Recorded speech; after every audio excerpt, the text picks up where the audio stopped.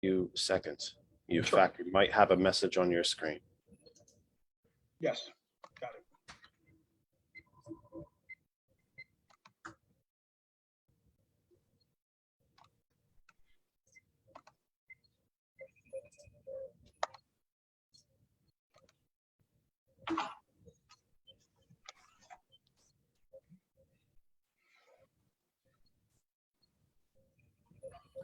Sharing this puppy takes a long time.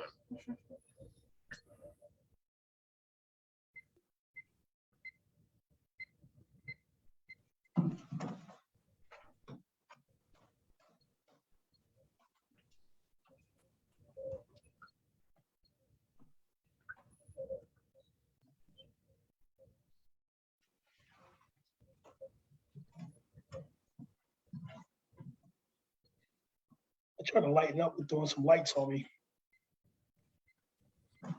Hello? Hello? Yeah, I can hear it a little bit.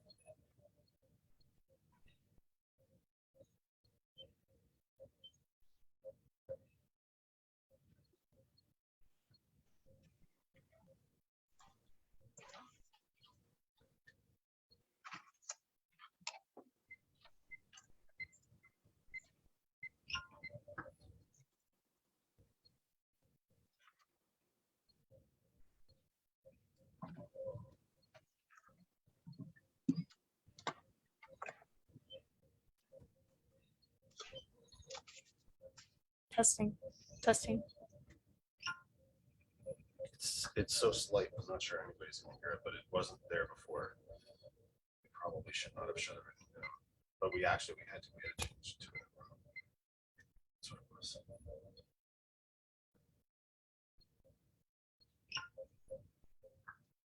You're using all the externals. Yep. Testing. Nothing. So it's good? Yeah. All right, I'm Probably going. not gonna know until she gets in, unfortunately. Okay. Well, I don't know what else to do. Yeah. Well, if we have to, we'll abandon the whole thing.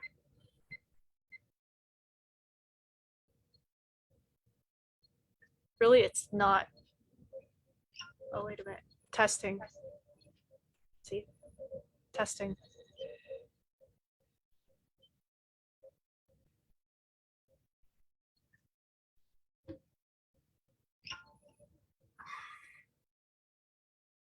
Testing. It's very, very faint. I don't think anybody's gonna notice it.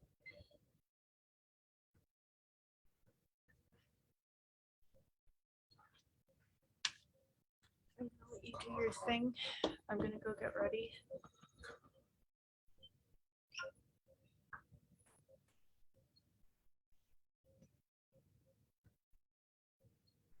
Is that better?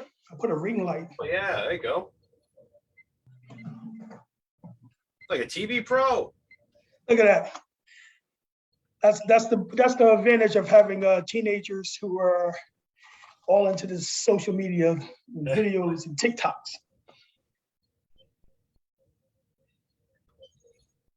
If I told you how much I spent on this program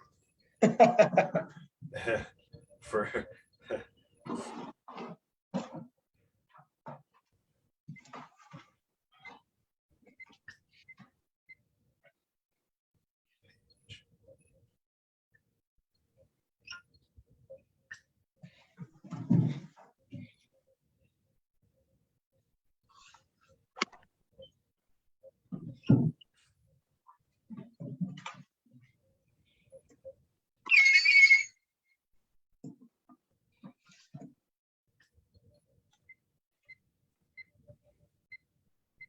I tagged you in the comments so you can find the program easily. Okay. I can also, I think I can. Shoot to page. Friends timeline. I might be able to pluck it right on your timeline. Don't know why.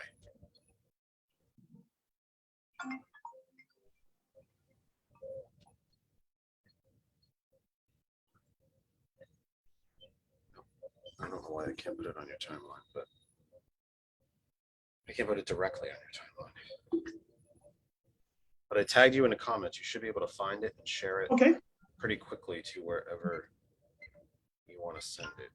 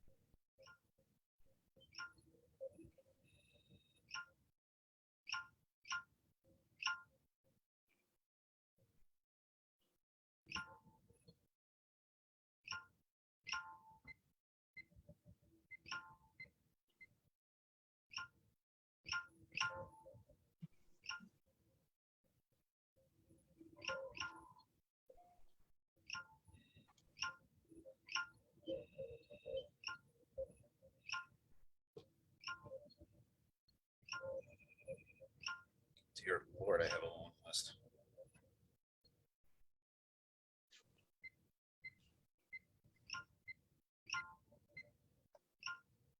It's there.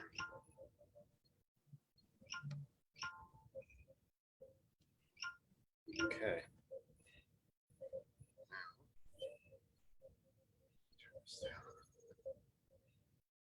Volume is down. 501. All right, we will be live in. Oh, here comes George. Let me let my producer in first. We will be live in 3, 2, 1.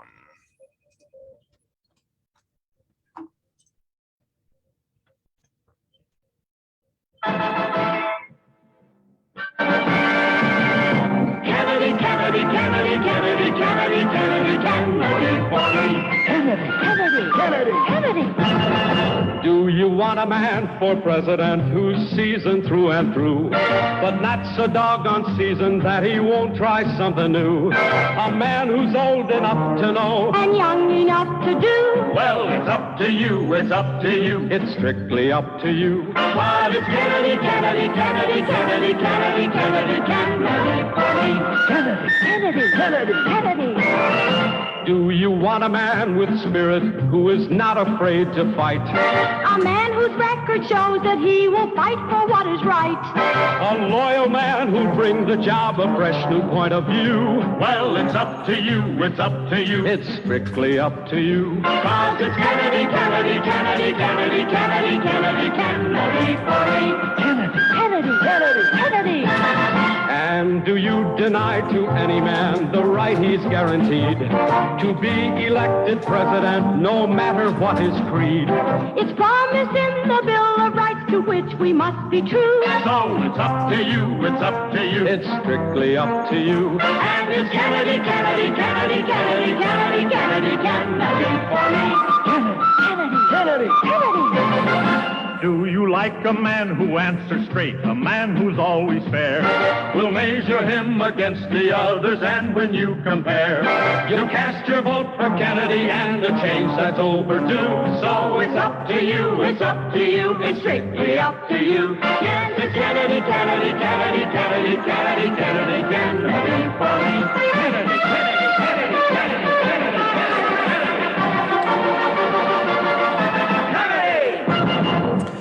Welcome, welcome, welcome from my humble second bedroom here in Bethlehem Landfill Township, a wholly owned subsidiary of Waste Management after its purchase of our township council. You used to know it as Lower Saucon Township. It used to be a democratic place. It is now a living fascist experiment. And I will keep you up to date on how that fascist experiment, he tried to say, my mouth doesn't even want to spit the words out. I will let you know how this pure experiment in oligarchy, fascism, and corporatism is going. But from Bethlehem Landfill Township, part of the Lehigh Valley, in the Commonwealth of Pennsylvania, in these United States, on this planet Earth, the only one we have, third rock from the sun in the Terran solar system, part of the Milky Way galaxy. This is the Kennedy Effect live for February 2022. In fact, I'm wondering very, very much if on Facebook I happen to type 2020.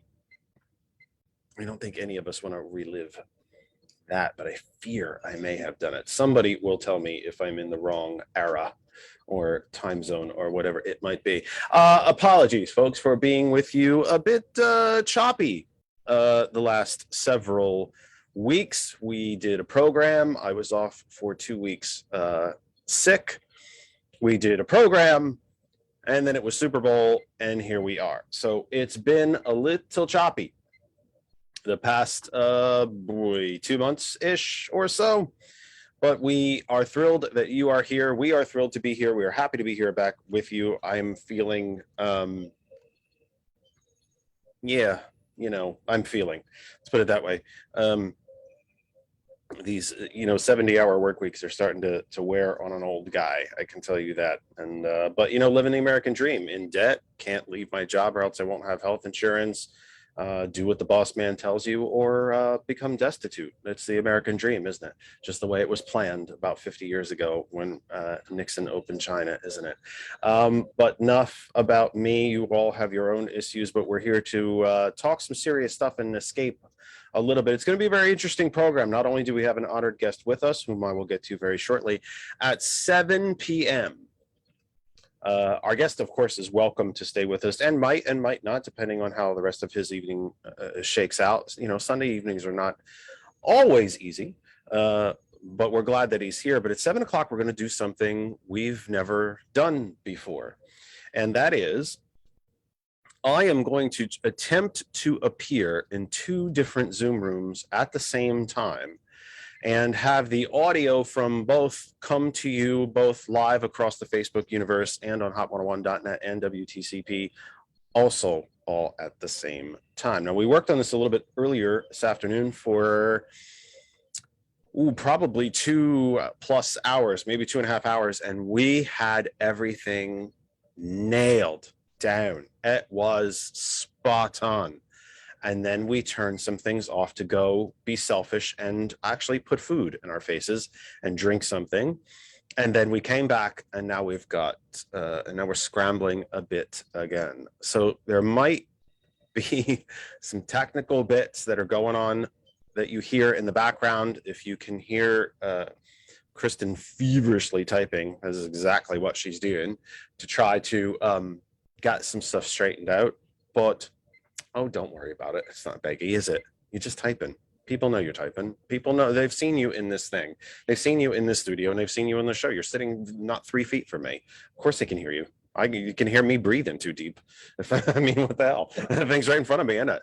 So it's going to be interesting, and we want you to stay with us because it's going to be interesting. At 7 p.m., we're going to attempt to be in 2 places at the same time, at least digitally.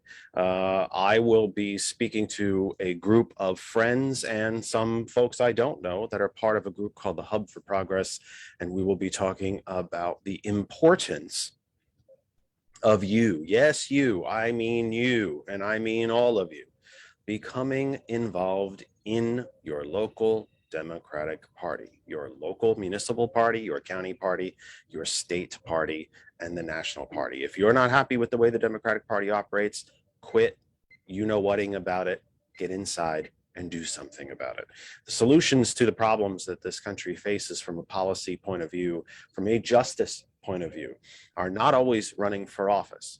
Sometimes they're being part of the Democratic Party, the only functioning political party left in the United States, getting in and getting it, fixing the House the way you want to live in it. And but we'll get to that a little later in the program. Wherever you are across the Facebook universe, I believe we have shared to. I wish I could tell you that really quickly. Just touch under 100. I think I'm showing 97 shares. So around for the across the Facebook universe, the nearly 100 different places we have shared the program this week. Stay wherever you are. Continue to listen. Enjoy. We're just thankful that you have made us part of your Sunday yet again after some very sporadic programs. The New Deal Democrats group, the AOC Democrats group, the Lycoming County Progressives, the Lehigh Valley Progressive Network, and literally 90 other places. We are very, very happy that you allow us to share our program to you, and every single one of you in those groups, every individual that listens and takes part in this program is valued and appreciated. We could not be here if you are not there. If you want to take part in the interactive chat, please come to the our home group Facebook page. That other side of information, it's right on the screen. George has it right there for you. That other side of information is the home group page and all things the Kennedy Effect. You will see this show there as a post. Tap on it, it will widen out into your screen, and then you can make comments. To our sisters, brothers, friends, and family at hot101.net, the global internet radio station, thank you for being with us yet again. Read the telemetry on your screen and you will know how to be part of the program as well. We are thrilled for you to allow us into your homes, your desktops, tablets, laptops, phones, Bluetooths, whatever it might be. Thank you for allowing us to be part of the hot101.net family. And remember, America's new favorite game show, when I try to trigger and say, hey Alexa, you can play hot101.net. One of these days, somebody's going to tell me that I triggered their Alexa, and like a very giddy, spoiled little schoolboy, I'm going to be very happy with myself. Also, WTCP, the Cultured Professional, the television network from Lancaster, PA, and their global internet radio, WTCP, their Roku channel, and very substantial Facebook presence. We are proud to be part of the WTCP family.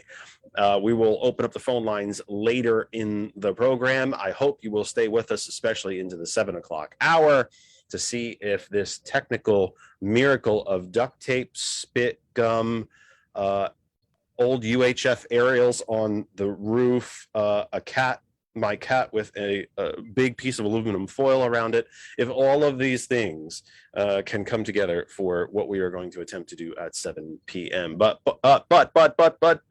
my very patient guest has been waiting long enough and has listened to me ramble for quite a long time. So let me get to him.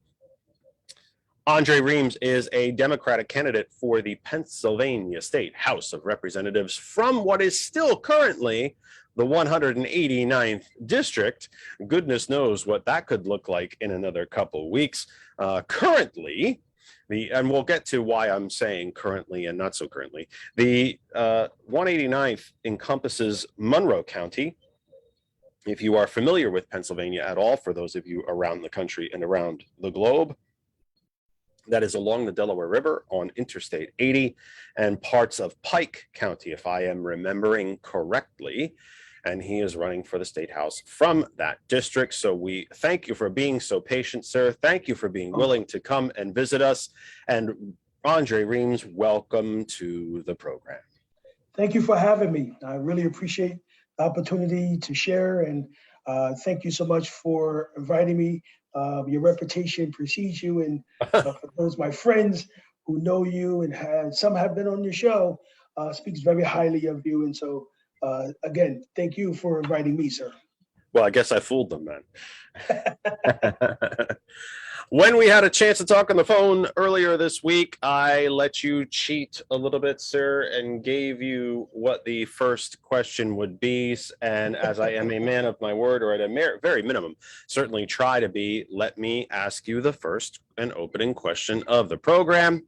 Who is Andre Reames, and how did you get here? Well, I certainly could not botch this question, considering I had the pre-question ahead of time. But um, whether I knew it ahead of time or not, it's the same answer I give on the campaign trail when I meet new people, and just when I'm having conversations. I like to say that I'm a leader, a visionary. I'm an activist. I'm a man of faith. A person who likes to fight for what's right. I try to get results, and I'm solution based. And those are the things I like to bring if I had the fortune to go to Harrisburg and represent the constituents of the 189th district, is bring those qualifications, those characteristics that make me who I am today, who I am. I'm a person who, my mother had me when she was 16 years old. Um, and I'm a product of a single mother working two jobs, coming from a working class family, originating from Paterson, New Jersey. And so those are the foundations that shaped me to being who I am today. Why run for office? If Well, I think, someone were to look at your Facebook page, they will see business success, speaking success. Dare I say, if I use the old cliche, a self-made man. Why do this? well, you know, it's not for the Especially in money. this, and if I could say, especially in this climate, Andre. Yes, absolutely. And We are certainly so not at a peaceful crossroads in this country right now. we're not. I'm not doing this for the money. Certainly not. I am successful in the business aspect. I'm doing this because, again, I start off with saying I am a product of a single mother who worked two jobs, from Marriott Hotel to being a child care provider. And I saw what it took for my mom to make the sacrifices that I could have a decent education and make something of myself. Unfortunately, now we look back 35 years later, and we're still having the same ramifications in our country, in our state, and certainly in the 189th district. I'm a person who likes to help, want to help. And so I believe if I'm given the opportunity to get to Harrisburg to be a voice, be a champion for the working class, certainly like to see a lot of things change. And one is dear to me is raising the minimum wage. I think it's atrocious that we have had the minimum wage move from 7.15 to 7.25, and that's been about 12, 14 years. And it cannot sustain the working class, the single mom, like it did my mother. Here in our county capital of Stroudsburg, if you're a single mother, you're almost working two jobs, and probably some overtime, if not another, to just sustain yourself with an apartment, trying to maintain a car, keep food on the table, buy clothing for your children, and just try to have an ordinary night for them. I want to be a person that can get something changed for that. And so I'm walking into this, and again, I'm a public servant. I don't consider myself as a politician. I'm a public servant who trying to take my experiences and my values and get some results for my neighbors, my friends, my coworkers, my family members who are struggling today. I believe I'm working from memory, Andre. I beg you to please correct me if I'm wrong. But I believe the current makeup of the 189th is in the 11% range, people of color, if I'm not mistaken. It's about that range, yes. And it is parts of Pike. You have Smithfield, Middle Smithfield. You have Hamilton.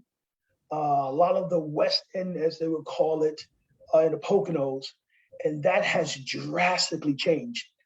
So you're going from 11 to 12% people of color to what is now makeup of the 189th to a 39% minority people of color.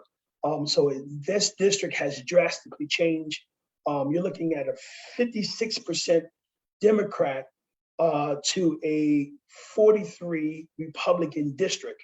And that's not the current makeup today. So this district. This is under, you're talking about under the new proposed maps. Right. They have not been instituted yet. And folks, if you're thinking to yourself, possibly wherever you might be in the country, that why does redistricting in Pennsylvania matter to me? Well, first off, Pennsylvania is one of the bellwether states for any national election, period, end of story. I happen to live in the bellwether county in the entire country, Northampton County. Whether you like it or not, it's the truth of our county. But yeah, all of you are going through redistricting. The entire United States is going through redistricting. Some states did it very quickly, smoothly, and easily. Others are still having court fights and whatnot. About 17 states are still fighting quite properly in court and otherwise, or in the legislatures, et cetera, executive actions and whatnot, to settle their districts. And this is literally the difference between voters picking representatives and representatives picking voters.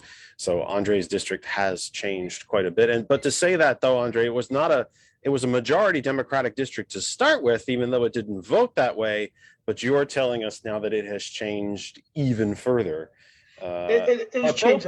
But that would be both from a combination of folks moving your Monroe County, which is the primary geographical territory of the district, mostly Monroe, folks moving right along that Interstate 80 corridor. It runs right from the George Washington Bridge in New York City all the way out across New Jersey, right dead into the middle of your district. So you have a combination of new drawn boundaries, but also a very different population change. People moving in from the northeastern areas of basically the New York City market, let's put it that way, the northeastern areas of New Jersey, where you came from yourself, and from New York City. So would you say that that's the biggest reason why the district has changed? It's folks moving to Pennsylvania, seeking either a simpler life, better life, quieter life, better schools, lower taxes, whatever it might be? Well, I certainly would hope that is one of the reasons. I don't think folks are coming because of lower taxes. We have one of the highest taxes in the entire state here. Well, compared to Northeast New Jersey and New York City, it's a bargain. Compared to New York City, and again, the housing market, I mean, compared to if you're coming from New York and you're looking to buy a house, I mean, you can get a wonderful land, home, quiet area for almost half of what you're going to get for New York. So certainly, yes. And I think that would be one of the biggest reasons. I currently am in the 115th district that is drastically changed as well. My state rep is Maureen Madden, and her district is drastically changing as well. The 189th has drastically changed. The 176, it stayed the same, but the townships who are now going into the 176 has made that district, which has already been a plus R12 district, even more red. And so that's going to be very, very difficult. I do hope that we do have a candidate to challenge Jack Rader, but that district has become even more red, sadly to say. However, the 115th has pretty much stayed in terms of percent on where it is. It has increased a lot more in the minority district. I believe it's now about 42%. And so that's going to help that district out. But the 189th definitely, which is the biggest change out of all three districts, have flipped. I mean, completely drastically flipped. And that may have led to certain decisions by the current state rep to not run. I'm not certain, I can't speak for her, but that district, if holds, is going to look drastically different. I mean, it's almost like night and day. How difficult has it been to be a first-time candidate, or at least I believe you're a first-time candidate? I think I have that right. You haven't run for office previous in your life. Do I have that correct? Do I have that correct? You have that incorrect. I actually have Okay. ran. I actually That's ran it. Smack me around. Teach me. I ran for Give me this- county commissioner I got it wrong. in Monroe County, believe that or not. I ran for county commissioner in Monroe County.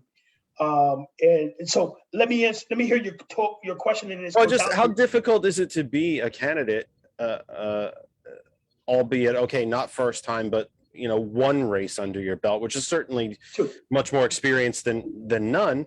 But how difficult is it to be a candidate with the district maps for the legislature of the Commonwealth to still be up in the air? I mean, it seems that the map that's been settled on is probably going to be the map, but there are still court challenges out there. We have a blowhard down here in the Lehigh Valley who thinks he's going to take the district to court because he didn't get enough, because he didn't get what he wanted. He was in the checkout line at the grocery and didn't get a candy bar, so now he's going to sue for it. Not because he knows squat all about it, but because it brings him press and he's on the radio and he thinks it's fun and puts his name out there. What he knows about politics could fill a thimble. But that said, this is probably going to be the maps. It seems that way, despite the challenges and so on. How difficult is it to be a candidate in a district that at least kind of sort of as of today you don't live in, but you will be in? How hard is it to do that? How hard is it to juggle what you need to do with the realities of the situation? Well, fortunate for me, and I can't say this for all the candidates who may be a first-time candidate, who are running in maps that they may not live in, that now they found themselves living in. Fortunate for me, I did run for county commissioner twice. And so I did have to campaign in a district that now I'm going to wind myself in, and I have done fairly well. My last time running for county commissioner in a field of 8 Democrats, and that was a former school board superintendent, the current county commissioner at the time, one council person, several supervisors, and then a little of me. So I came third and lost roughly about 750 votes in Monroe County, believe that or not. And so the good news for me is the people I will be reaching back out to already saw my face, already saw my name. They know who I am. They see the work I do in the community. And so I'm not a stranger to them. I keep in touch with a lot of people, whether I'm living there or not there. I was just in the Bushkill area for some events. And so I stay visible in my community. So that's a plus for me. But it is difficult to say because you don't know necessarily campaign-wise how you can target and who you're targeting to knock on doors and canvassing things of that nature, because you can do it and then, a month from now, those people are irrelevant in terms of your campaign. So it is quite difficult. So do you have primary challengers? I believe, yes. So as of right now, I believe the mayor of Stroudsburg, Tara Probst, will be running along as myself. So right now, as it stands, the two of us, we did have one third person, but because of the preliminary maps that came out and then the quote unquote final maps that came out, her district was now switched out. So it came down to myself and the mayor of Stroudsburg, who's a friend. And we both have talked about the election, and we wished each other the best. Good news about that, we're going to be strictly about the issues, not about each other. That's something that we have both pledged and talked about. We want to keep it clean, and it's all about what we can do. Most of the majority of the issues that we're going to have, 99% of them probably we're going to be spot on together. So those are the things. But yes, she will be my primary challenger. Does the uncertainty of what you're facing as a candidate, can it be a blessing in disguise? Because you have an open district. I'd say we're in the, I don't know. I mean, you can disagree, but I'd say we're probably at a minimum in the 75% type range of that we know what the map's going to be. Again, it hasn't been signed off on yet. It hasn't been passed and signed by the governor, and there's the, the commission still is weighing in, there are court challenges, et cetera, et cetera, et cetera. But we're a pretty long way there. Kind of looks like this is how it's going to be. Does that uncertainty and the fact that it's going to be an open district and you don't know who the Republican opponent is going to be, because I would assume they will have a primary as well, does it almost force you to stick to issues and stick to, hey, this is me. I'm here to talk to you about me and what you and I can do together and what we need as a community, as a society, as a district, as a commonwealth. I can't talk about the other guys because I don't know who they are yet. I'm just here, you and me, two residents, two constituents here in what's going to be this new district, trying to figure out together how we can make it better. Is it almost an odd blessing in disguise? I don't see it that way. Let me tell you why. Because true to form what you just said, every election, every race that I ran for, I've always stuck to who's Andre Reames, what does Andre Reames support, what Andre Reames would like to do, talk about the issues that I'm passionate about, talk about the issues that I support. I don't think I've ever ran a campaign that focused on the Republican candidate or the primary opponents. It's always been about what I think I can do. And so I go with this race with the same mindset, knocking on someone's door, telling them who's Andre Reames, telling them what I'm passionate about, how I can be a voice for them in Harrisburg, how I can take what's dear to them and shape my voting around the issues that are dear to not only just the 189th, obviously your votes affects the entire Pennsylvania. And so that's what I will be focusing on. So blessing in the skies, perhaps, but it's the same mindset that I go in, that I went in. I don't focus on the opponent. I focus on the people that I want to serve. 5:31 Eastern time. We are back. We are back. You poor folks, we're back. You thought maybe I was not coming back. I came back. It's been a little spotty the last couple months between illness and Super Bowl, but we are thrilled that you are all back with us on what is a very cold but a very sunny day here in the Lehigh Valley. Look for spring temperatures again this week. Hopefully a window into what's coming, because this particular guy's done with the cold. Andre's up there in the Poconos. They do snow and they love that kind of stuff, but I'm done. I am done. This guy is done. This is hoodie and shorts weather. Yeah, bring me, but yeah, for you. Yeah, bring me the 90-degree temperatures. I'm good to go. Wherever you are on the Facebook universe, 100 places we have shared the program to this week. We thank each and every one of you as individuals, as groups, as pages, anyone that shares this program, any individual, any group that allows us to publish on your page. Thank you, thank you, thank you. We could not be here if you are not there. In our third calendar year, by the way, and just about a month and a half short of our third full anniversary, entering our fourth year. We're in our third calendar year now. Our third anniversary will be April 17th, to 2 months, let's say, 2 months shy of our third anniversary. Wherever you are on Facebook, you can stay there. If you're getting the kids ready for school tomorrow, having dinner, whatever it is you might be, stay right there, enjoy the program. If you want to ask questions or comments, we need you to come to our home group Facebook page, That Other Side of Information. That Other Side of Information. I will see your comments in the comments section. You can put questions in there as well. And I will ask your questions, and I will, of course, include your comments. Hot101.net, friends and family, thanks for allowing us back onto your desktops, your laptops, your tablets, your phones, if you're a Bluetoothing in the car, and you can now tell Alexa to play Hot101.net. If you do not know how to play Hot101.net, if you do not know how to play it or not how to listen to it, let me ponder that one. You can go to the Apple App Store and get the Apple app for Hot101.net for your Apple device, Google Play Store if you have an Android device, or if you have any other type of device that will take it, and I believe it works on every single device on the planet, the Tune In radio app. Go up to the search bar, type in Hot101.net, and you can listen to us there. And again, you can tell Alexa, I'm going to do it one of these days, kids. I'm going to do it to your center.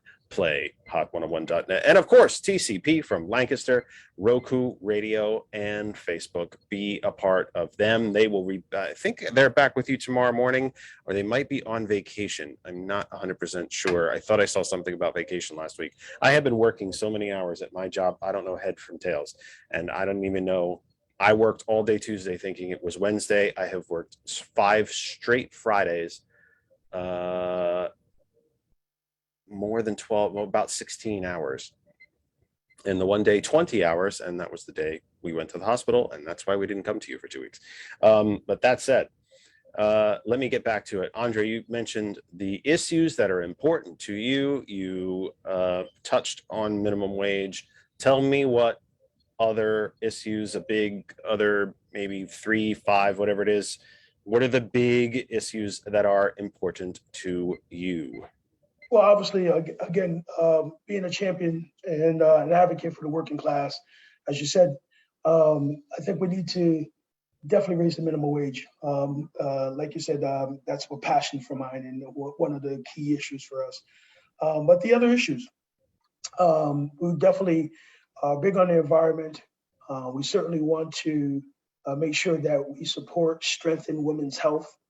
I believe that this year more than ever, and we hear this every election cycle, that this is a critical and crucial race. But this year, I believe democracy more than ever has been on the line and is on the line. And so strengthening voter rights, civil liberties, civil rights, making sure that every voter has the right to vote, access to voting. We should not be restricting voting. We should make it more accessible. I have outlined some things that I think will be critical to do that, and certainly would not be, if elected as the state rep, would not support any legislation whatsoever, hands down, straight up and down package bill or package bill that restricts voting rights, strengthening civil liberties. And so I certainly want to highlight those issues. Veterans, we need to do more. We need to go over and beyond for our veterans. We need to tackle education. That is one of the most important issues for me, is really tackling education. We need to make it accessible. We need to make it, we need to put real dollars in the school classrooms. And I think it's vitally important that now we put together the fair funding formula, enacted, make it happen. We need to make education efficient. It's part of our Constitution. It mandates that we have a thorough and efficient system of public education. We need to do that. And I have several ways that I think we can make that happen. But those are the issues that are dear to me. I am not a fan in any way, shape, or form of for-profit education. And while laws in the Commonwealth technically do not allow for-profit education, we know damn well it's happening. Yeah. If, as an example, for you folks out there who may not be familiar with what I'm speaking about, and I will make the numbers very, very even just to make the math easy. The average school district in Pennsylvania, public school district, spends $10,000 per student per year. If that child chooses to go to a charter school, that $10,000 must then be handed over to the charter school. But if the charter school only spends $6,000, they get to keep the other $4,000 and put it in their pockets. And that's exactly what's happening. And no charter schools as a whole, in every study across the Commonwealth, do not perform better than public schools. In fact, they generally perform worse. Again, working from memory. If somebody wants to jump on me in the comments and correct me, please feel free. I believe roughly 40% of the entire budget of the Bethlehem area school district goes to charters. Where are you on charters, Andre Reames? Well, listen, let me say this for, I am a product of public schools. I graduated from public school in New Jersey. I have 3 children here that live in Stroudsburg School District, and they're in public schools. So I know firsthand what it takes to build from there and to build upon the success of public education. I think that it's valuable and important that for that key purpose, that we build our public schools. I know that you have charter and you have cyber and you have all different type public private schools, and I'm not against certainly individuals having certain outlets of schooling.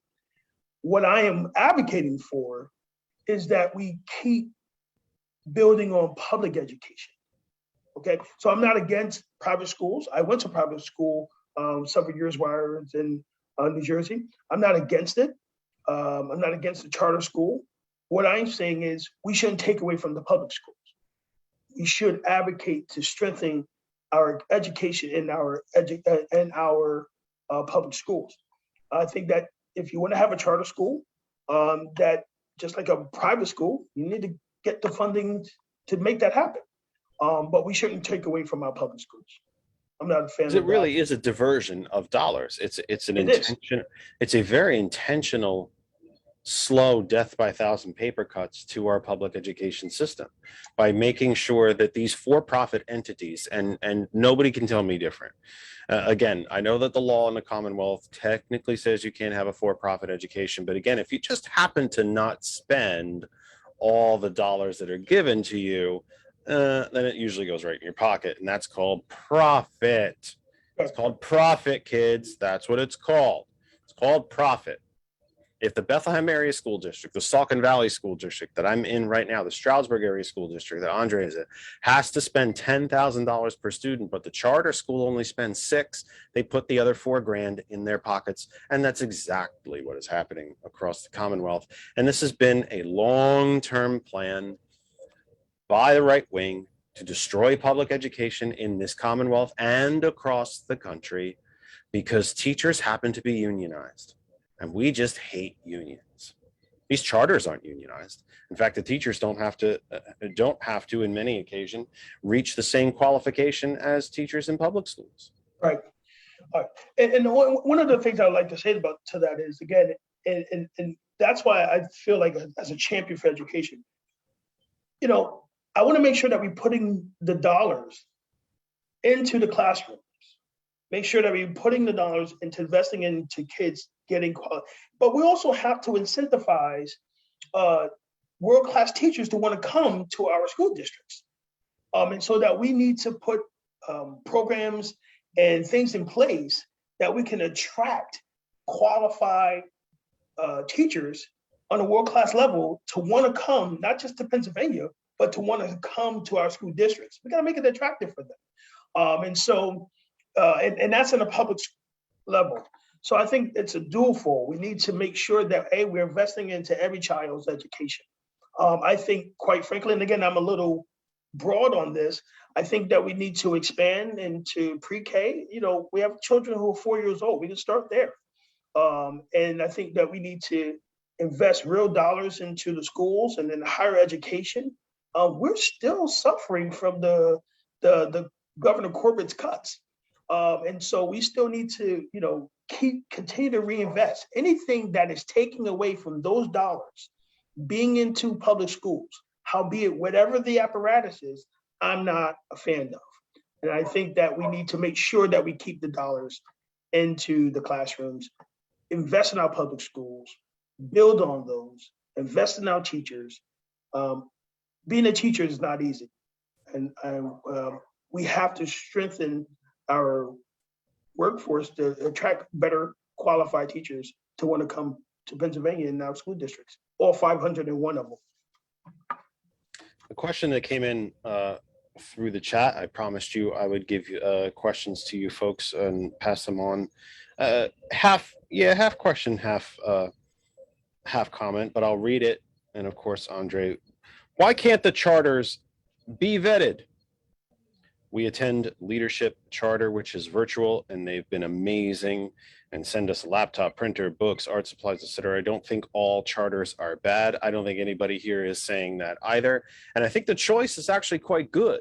There are certain environments where certain children learn better. I think it's one of the great advances in education in the last, gosh, maybe even 40 years, 50 years, that different kids learn in different ways. Some are more tactile, some are more visual, some are more written words, some are more conversational. When you sit and have a one-on-one conversation with a child is when they learn and when they express themselves, when they grow. I don't think the charter part of it is the bad part, Andre. It's the for-profit part of it. Right. And I think that's one of the things that we want to clarify. And I would say too, forgive me, but the picking and choosing of the students that go. Charters get to pick and choose who they take. Right. Public schools don't. Right. They have to take everyone by law. Charters get to pick and choose. And still their outcomes are not better than public schools.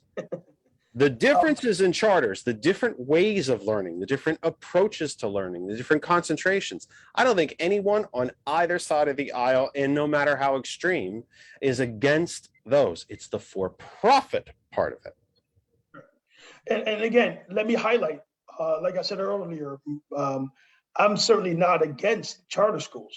I think there are amazing charter schools throughout this Commonwealth. I have the fortunate of being able to do Read Across America Week at some charter schools. So I want to dismiss that's a misnomer that I'm against charter. I am not. What I am saying and advocating for is that we cannot, and we certainly should not, take dollars that are levied to the public schools and divert them into the charter schools. And again, for the purpose of the math, if there is monies left over, it's not coming back to the state. It would certainly be beneficial if that did. Then you will probably have less of an argument. But it's not certainly that I'm against it. It is the monies that are being levied there, and then the accountabilities that comes with that. It's not. I have not seen data, and if there anyone that is out there that certainly would like to abreast me on some new data, but I have not seen data that shows overwhelmingly charter schools are succeeding in their outcomes than public schools. And if that is the case, that changed very, very, very recently, I would be more than happy to look at that data. But the data is just not there. And so, again, not against it, but I am not a fan for taking public dollars out of public schools. This might be a very difficult question, but we do difficult questions here. We don't do gotcha questions. We don't name call. We don't scream. But we do put out some difficult questions. Sure. If I'm understanding you correctly, and again, you tell me if I'm wrong. You have a couple times. You've told me I'm wrong an awful lot, Andre. Don't ever come back. I'm just kidding. I'm kidding. I'm coming back as often as you ask. I'm kidding. But if the for-profit charter sector, because there are some charter schools, by the way, that are fully sanctioned by the public district. And again, they're actually they're part of the public district in a way. They are, it's the something charter school, but it is part of the public district. And again, they offer students a different way of learning if those students need it, or if they need a little more, or if there's an area of interest that they want to concentrate in. But if I'm understanding you correctly, it's the for-profit sector that you have kind of said here, really, if they want to be profitable, let them generate their own money. Where should that money come from? The tuition should it be tuition by parents? Should it be the same way the rest of the right wing gets their money, big corporate donors? How do they do that? Again, or how does a parent do that? If you're an inner city parent in Stroudsburg or in Allentown or Philadelphia, and you want to send your kid to a different kind of school, one that might be safer, smaller, whatever it is, fill in the blank. Where does the money come from? Okay, so again, not excusing the money to, let's use your equation. You have a student that it's $10,000. They only spend $6,000 to $4,000. Then what are you doing with the 4?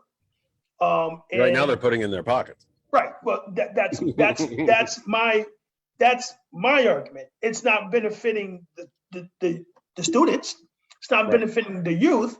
So then either A, give the balance back, or if you want the extra 4,000, fundraise, do extra donations, raise your funds that way, but don't take the necessary funds and put it in your pocket that is now costing me as a taxpayer for your profit line.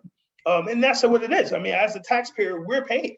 And the numbers are there. I mean, PA is the third worst funding, has the third worst funding gap. State, we're the 4th from the bottom.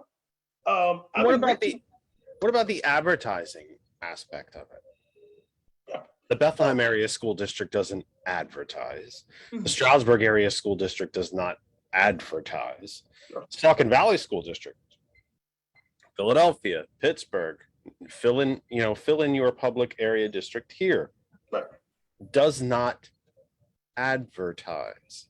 Right. If the charter schools have enough money to advertise, I suspect they have enough money to spend it on children, don't they? Well, and again, you just highlighted what I just said. So again, I don't have an issue with the premise of the charter school. I think it's great. My argument is when you have a balance, you're not giving that money back.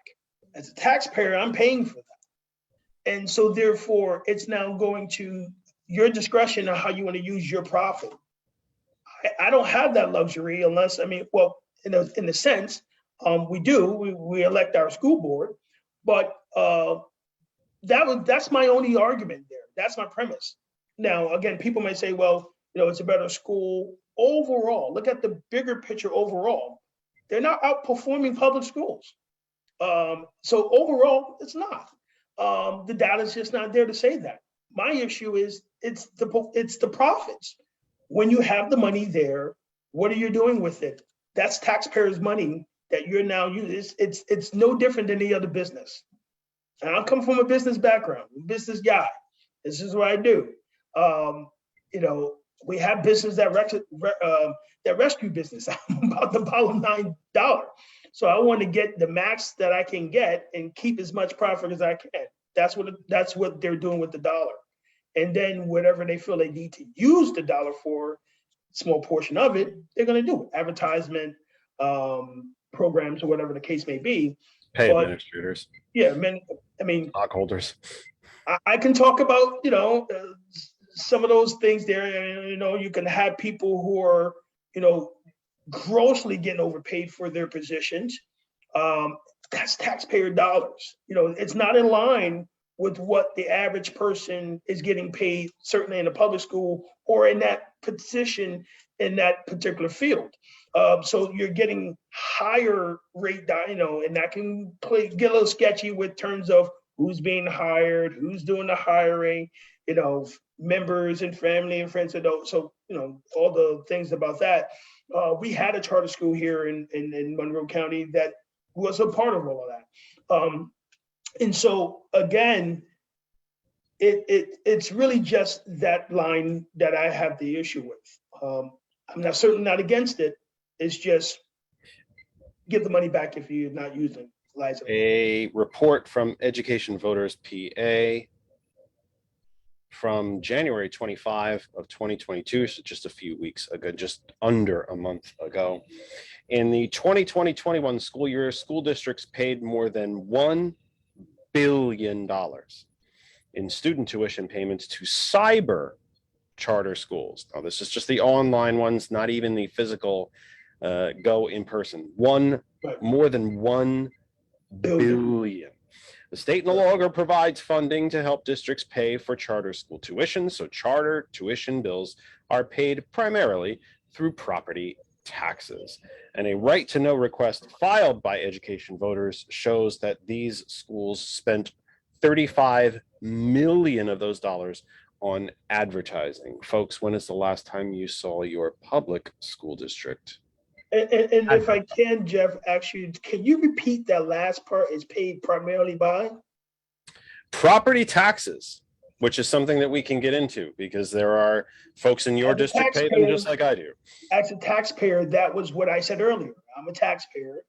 And my taxpaying dollars are going into the hands of someone who's making a bottom line.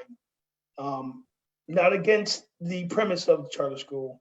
I'm just, again, we need to be, we need to look at how that is being handled. And that's my argument. Because I don't know how much longer. I don't know how your schedule is or how much longer. Keep you're gonna going, be- keep Just going. stay with us. I want to Yeah. ask you about I'm something. I'm gonna stay on until they literally yank me out. Until the staff They may comes in do with that. They may do that. the big You might have to- vaudeville hook, and they hook You you might and have to take cut you the right out of commercial at that time. You'll have to leave when the commercial for the charter school comes up. Let me ask you about a very important.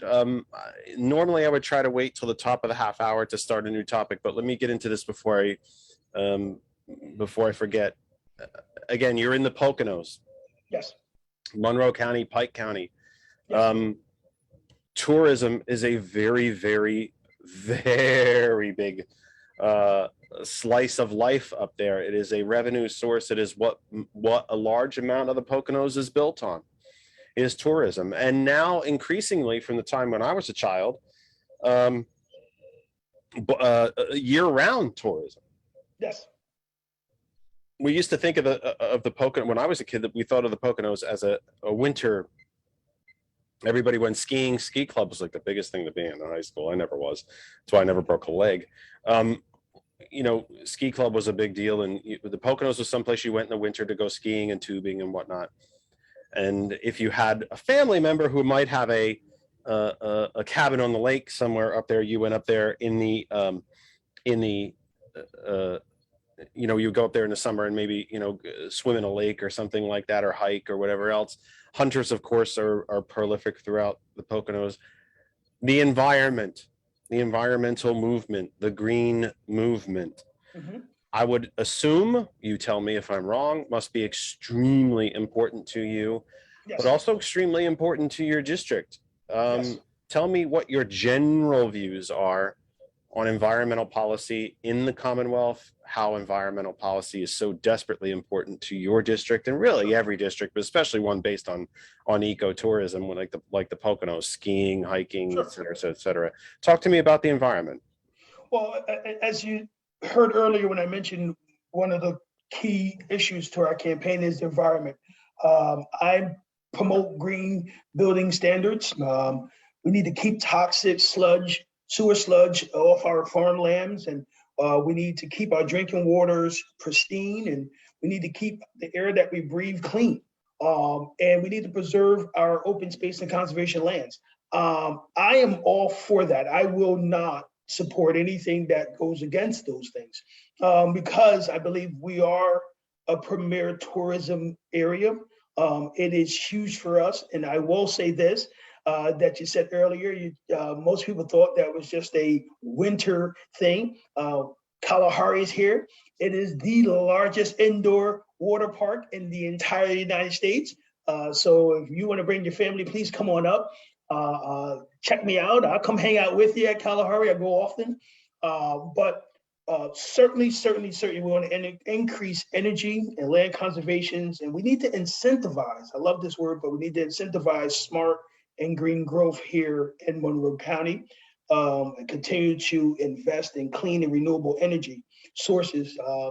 And in doing so, that's going to create a new wealth of jobs and opportunities here in Monroe County. And I think as we continue to get strengthened in that area, we'll start to see a lot more possibilities here for the Poconos. And I think that's an opportunity that we could build on here.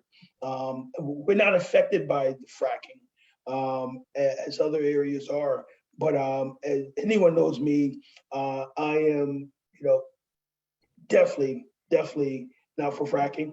But I believe that we need to, as we see more and more frac sites, more pipelines and drilling sites grow, we certainly need to come with a plan that can tax those individuals, those companies, and then divert those dollars in something like education. They're getting away with way too much. Even just the chemicals that they're utilizing, not disclosing those things, and not having accountability. So if we're not getting rid of it, putting a moratorium on it completely, then we need to definitely hold them accountable, not just in their dollars of taxing, but hold them accountable to the damage that they're doing to our environment. And so that's something I'm very passionate about. And I truly do not know this one. I'm not even going to fake like I know it. There are, I believe, roughly 37 different pipelines that run under Lower Saucon Township. Is your area a pipeline area?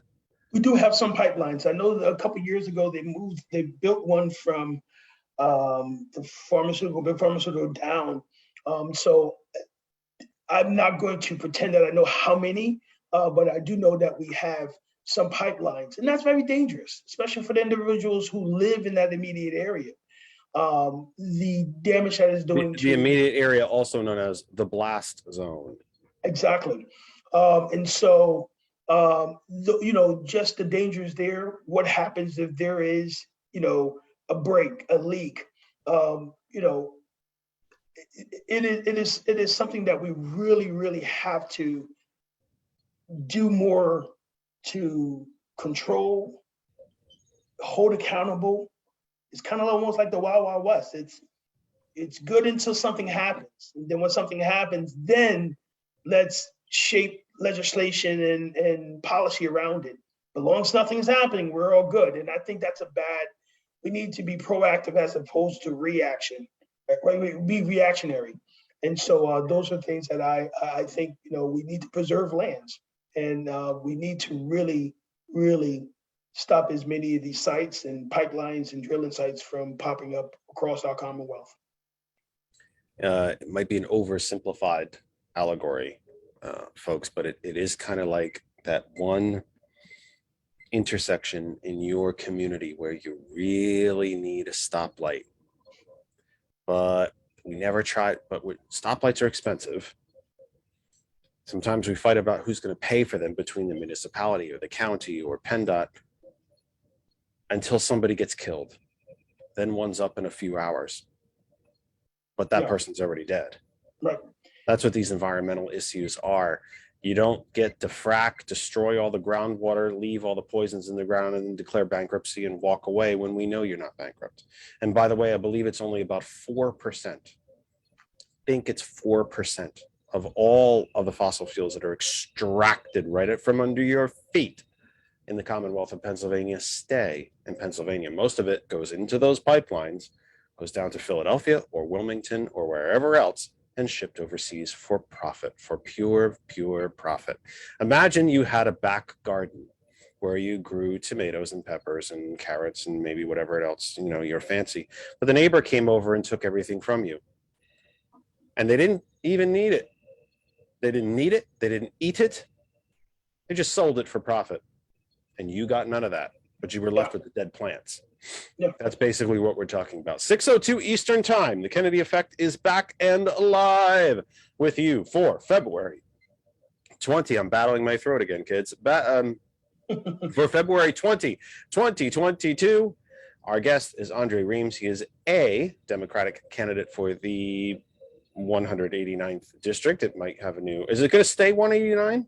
Or it will stay the 189th. Stay 189 for the 189th Pennsylvania State House of Representatives district. That is Monroe County, the Pocono Mountains, if you're familiar with that, if you're from around the country or around the world and don't know much about the geography of our Commonwealth. That's the Pocono Mountains right along the Delaware River, Interstate 80 here in Pennsylvania, primarily the Pocono Mountains, parts of Pike as well. And, there's some other stuff up there, but it's primarily Monroe County and the Pocono Township.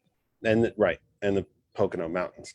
Wherever you are on Facebook, that other side of information is our home group Facebook page. There's been some great comments and going back and forth chats and so on. And in the comments, it's been brilliant, including some new faces.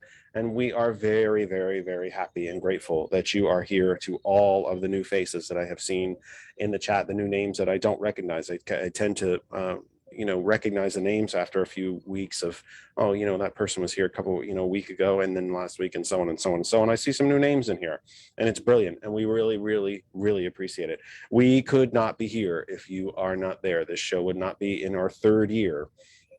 Our third calendar year, our third full year will be completed in April, and we will enter our fourth. But we could not be here if you were not listening. If you miss any of the program live, please remember to go to our YouTube channel, That Other Side of Information as well, also called That Other Side of Information. You can find all of our recorded programs right there. If you ever miss any of the program, please go to YouTube, especially the last program that we did live that I continue to get reaction about with our friends from the clergy talking about the weaponization of religion and the difference between Christianity and evangelicalism. It is a program. There's a few programs in our brief history that I continue to get comments about, sometimes weeks, if not months after they air. This is one of them. I continue to get people messaging me, telling me we found that one on YouTube, and it is really something to think about. So we will have to do that. I'm going to check that one out. Yeah, you're going to check that one out. After all the correcting of me you've done, you better check it out, for goodness sake. So wherever you are on Facebook, please come to the home group Facebook page. Stay where you are. Enjoy. If you have no questions, comments, just want to sit back, listen, watch, and enjoy, please feel free to do so at all of the places that we have shared the program. But if you would like to interact with us, please come on over to our home group Facebook page, get in the comments, send me a question, comment, etc., etc., etc. Hot101.net, Apple App Store, Google Play Store, and tell Alexa to play Hot101.net and the TuneIn Radio app as well. Our web address is our main website, Hot101.net. Again, Apple App Store, Google Play Store for Android, or the TuneIn Radio app, or tell Alexa to play Hot101.net. And TCP, look up the Roku channel in the Facebook group. You will find us there. And I'm pretty sure the morning show is back tomorrow morning. I could have swore I read somewhere that they were taking a vacation. I had been on Facebook about 10 minutes last week because pretty much when I've been awake, I've been working. The number of hours that I'm in my house and awake is now in the single digits, Monday through Friday. I'm working all the rest of the time. So if I missed anything super important, then I probably missed it, but it's just how it goes. And I will take a risk and open up the phone line briefly before we move on to what will be a very, very technically challenging portion of the program at 7 p.m. I don't want to forget environment. I'll come back to it if the time allows. But there are two other big things that I wanted to ask about for up there. I think it was two. Yeah, it was two. I'm looking up there for the answers. All of our answers are up here, by the way. That's how we all do that. That's why we do that. We all look up for the answer because they're floating over our heads. There's a big related to environment and related to tourism, which is so much of the economy of your area. There has been a plan on the board for, gosh, at least 3 years, I think, could be longer, to widen Interstate 80 all the way through the Poconos, from the Delaware Water Gap, the border of New Jersey, all the way into what I think almost into Whitehaven, or actually out to Bloomsburg, really, eventually, and make it 3 lanes in each direction, whereas now it is only 2. For the most part, there's some areas where it gets to 3, but generally speaking, only 2. Where do you fall on that? Is that since interstate highways are the modern day canals and rivers, modes of transportation, not just for people, but for their tourist dollars and for their goods, by the way, because again, remember, Interstate 80 goes all the way into New York City, across the George Washington Bridge, the Bronx and Hunts Point and so on. It is a major thoroughfare for freight and for trucks, but also it brings the tourist people, the tourists themselves and their dollars into your area. I have seen conflicting, some government officials very much against it, some saying we need it, it's going to be good for the area. Where are you on the expansion of Interstate 80 from the Gap out to Bloomsburg? I think it's going to hurt the average person that lives here, especially those who live on that East Stroud Township that they're going to be cutting in, taking houses from. That's going to be tough. It's going to be tough. Now, again, if you live in the Poconos and you're on Route 80 right now, trying to go back to New Jersey and New York, it's a bottleneck. So I understand, again, the premise of it. But I think overall, the amount of individuals that's going to be hurting from it. So standing right now as it stands, unless there are new plans or new programs that we can work out, I'm not a fan of it. I understand the necessary part of it. I understand how it will be beneficial. It's just the individuals in this totality that is going to hurt. I don't think it's something that it's necessary to do. Certainly, let's be from the business perspective. You have 78, you have 80. Tremendous amount of goods and products are being driven by our steam truckers on both of those sides, and 33 being the corridor to link them.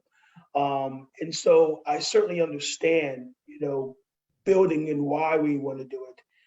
I just think that the individuals, it's going to hurt from, especially in Poconos, from the Water Gap all the way up, going to Mount Pocono. The amount of people, businesses that's going to suffer from that.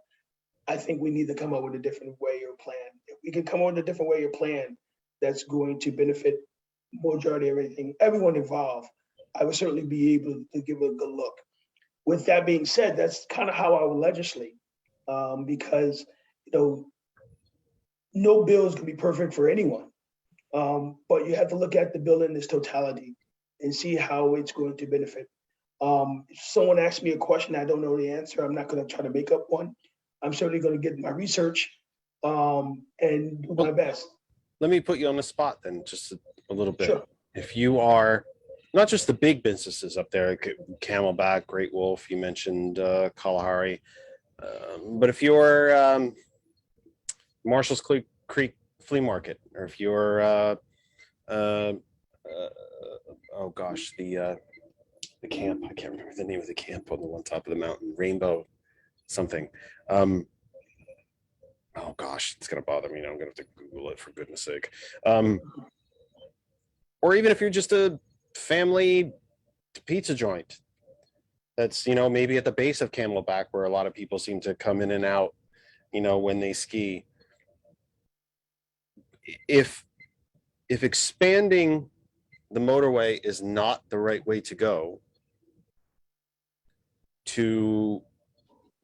and the potential business increases that could come with it, then what's the alternative? How do we increase business and or make it easier for folks to get in and out of the Pocono Mountains if we're not going to expand traffic capacity? And by the way, folks, repeated studies show that when you expand highway capacity, that capacity gets used. It's actually probably the best argument against expanding motorways, is because when you do, they get used. In fact, they get used usually more than the capacity to which they were expanded.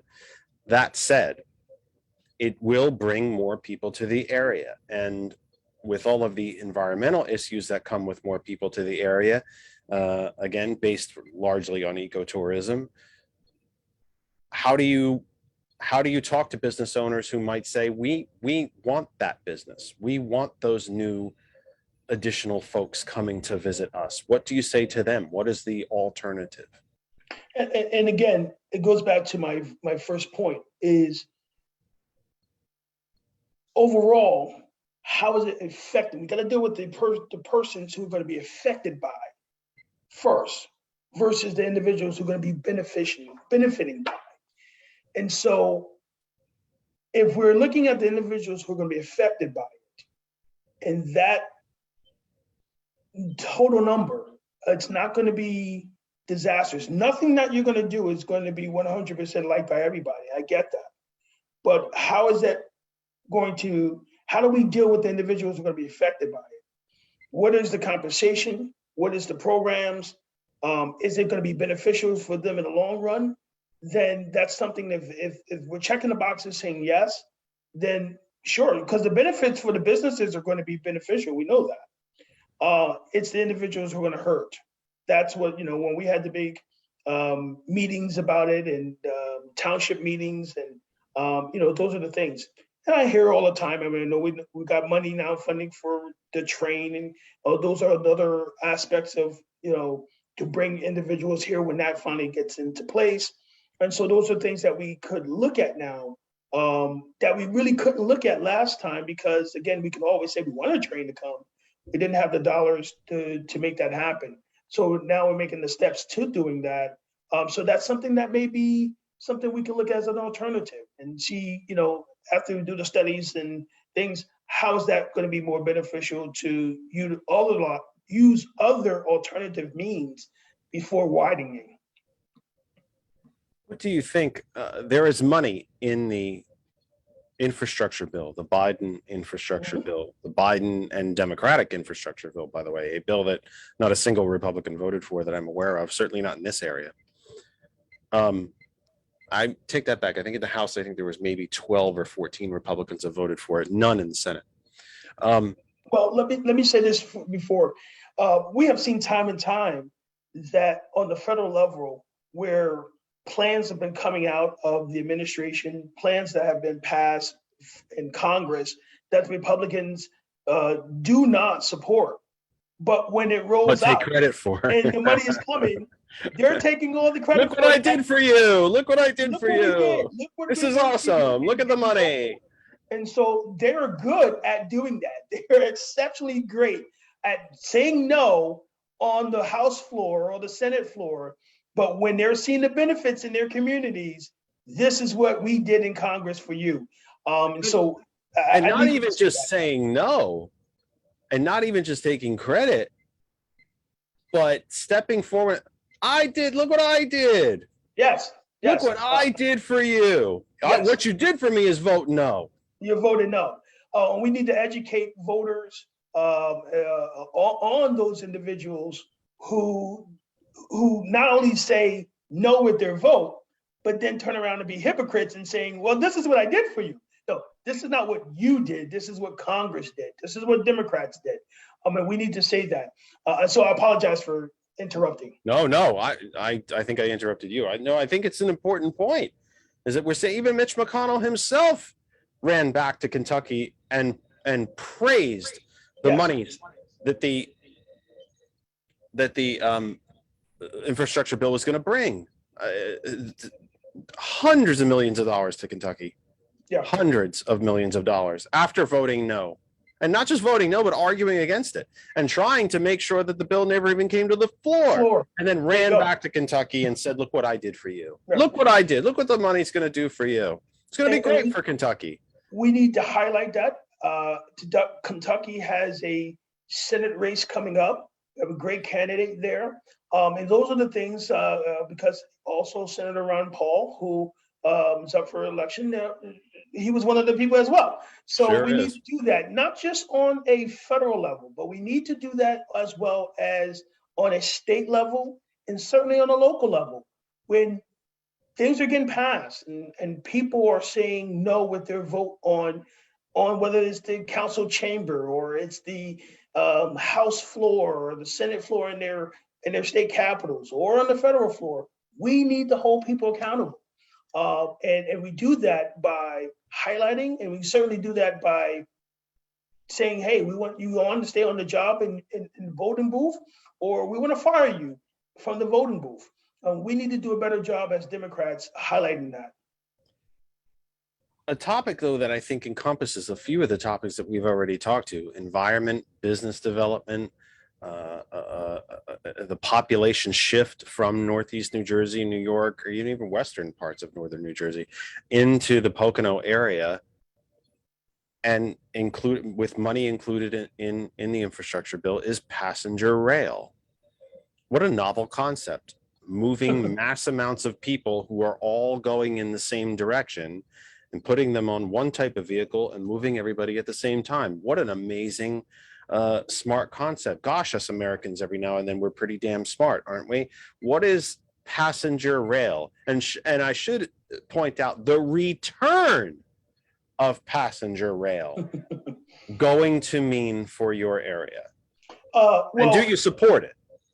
Okay, so one of my good friends is the number 3 guy in state of New Jersey for rail there, and he lives here, and we often talk about that. And so, what a wealth of knowledge I have gotten.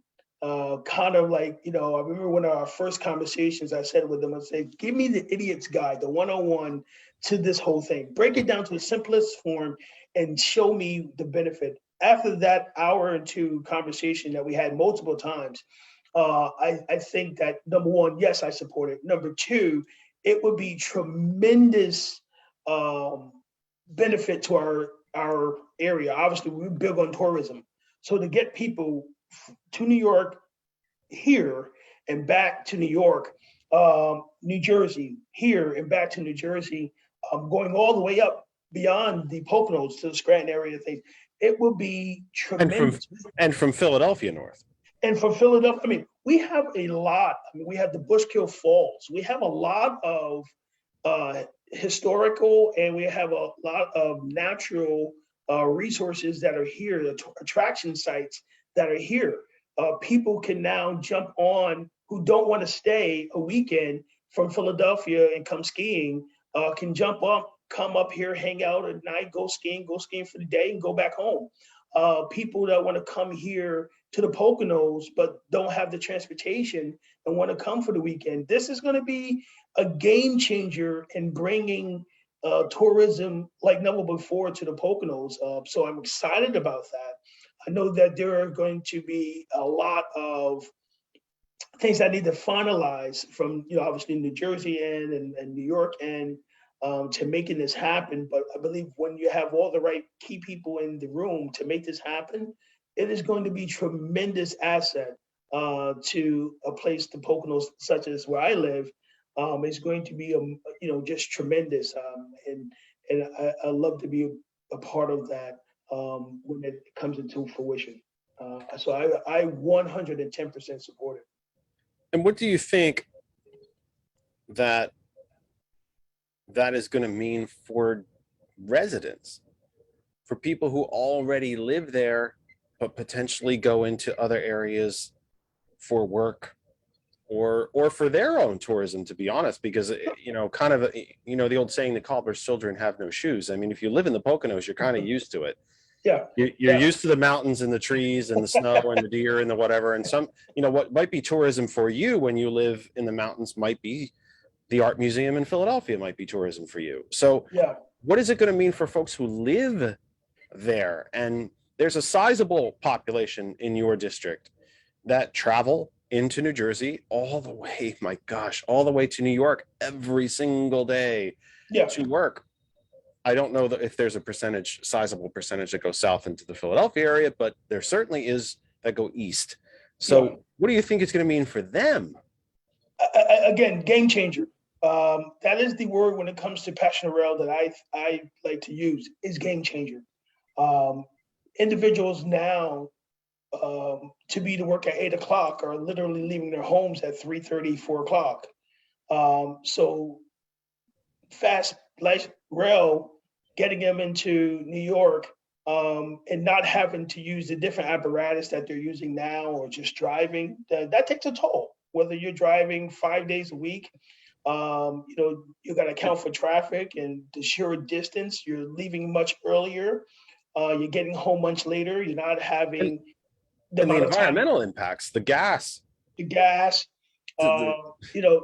I tell you one thing I do know from a business perspective, supply and demand, my friend. So gas prices, you'll see a difference, right? But again, I will say this, it is a big win for the Poconos in this totality, its residents, and just the businesses. When we can make this final happen, it will be a big win. Bringing people, and of course, it's going to attract more people here. Now, that's an argument in itself, but I think you're going to have more people who want to come live here because their families, extended families, will have more access for them to come visit them, or they will have more access to get back to work. That is prohibiting some people from making that move here, is because they don't want to do the hustle and bustle of the drive every day or riding in every day. Now you have rail. You're going to have more people that want to come live here because they have a different way now, an alternative to getting to work, seeing friends, go hang out in the city for a day and get right back home, and not have to drive rather. So it is going to be beneficial. And that brings its own challenges as well. The population of your area is already growing and very much diversifying.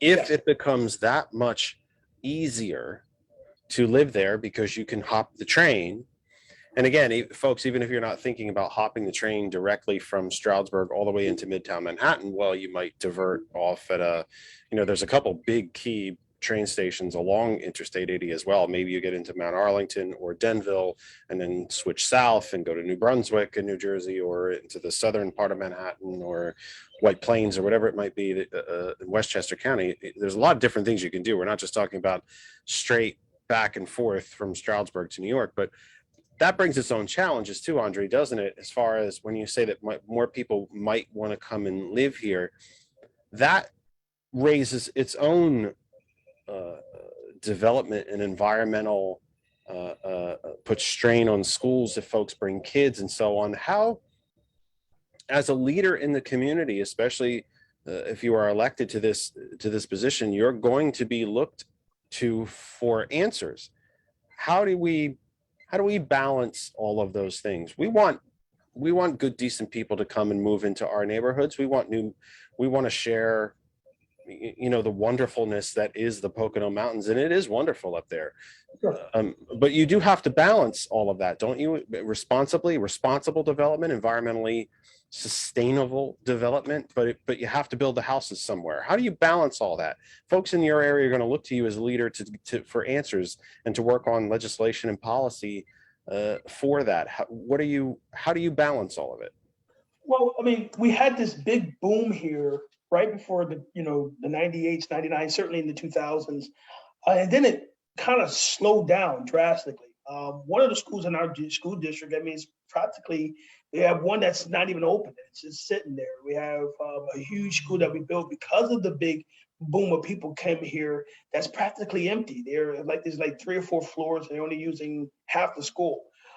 So from the school perspective, we have the buildings, the infrastructure there that can accommodate that. But also from a community part, when I migrated here, I was productive in my community. I got involved in my community. My children are productive in our community. And so I will hope that those are the individuals that when they come here will do the same, be productive in their community and be thriving in their community, spend money in their communities. And certainly we don't, and I don't think this goes for any community. We don't want people to come and highlight, bring negativity to our communities. And so that's something that, again, welcoming everybody that comes and making them feel at home and giving them the Pocono experience that they will integrate like we all do here and just get involved in our community. I mean, right now you're on Main Street in Stroudsburg, you're seeing the ice sculptures. There's about I don't want to throw a number because I'll get in trouble. But there's several ice sculptures. A lot. There's a lot.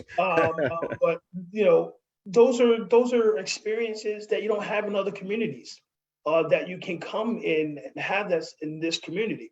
And so when people come, getting them involved and seeing a difference from where they come from. Certainly when I came from in New Jersey, we didn't have those types of community bonding and experiences that my children now have the fortunate of seeing and being a part of. And so I think that's how you combat those things, getting, having something different. Most main streets are not as unique as ours. You know, we have restaurants where you can have outside seating and things of that nature. So people can see the difference and want to be a part of that. And you get to live here. That's awesome. I brag about where I come from, you know, and I highlight it all the time. I love it when our school districts are having their the rallies and the parades that they have. I try to attend every parade that we have here down our Main Street corridors from Stroudsburg all the way down to East Stroudsburg. That when we have the Christmas lightings in Middle Smithfield and things of that nature, and people say, "Well, that's simplistic." It means the world because I brag on that. You know that we lighten the big tree.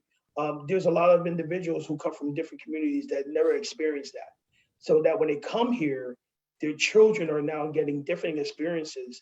And you take pride and ownership, and you want to see your community thrive and expand and build from there. So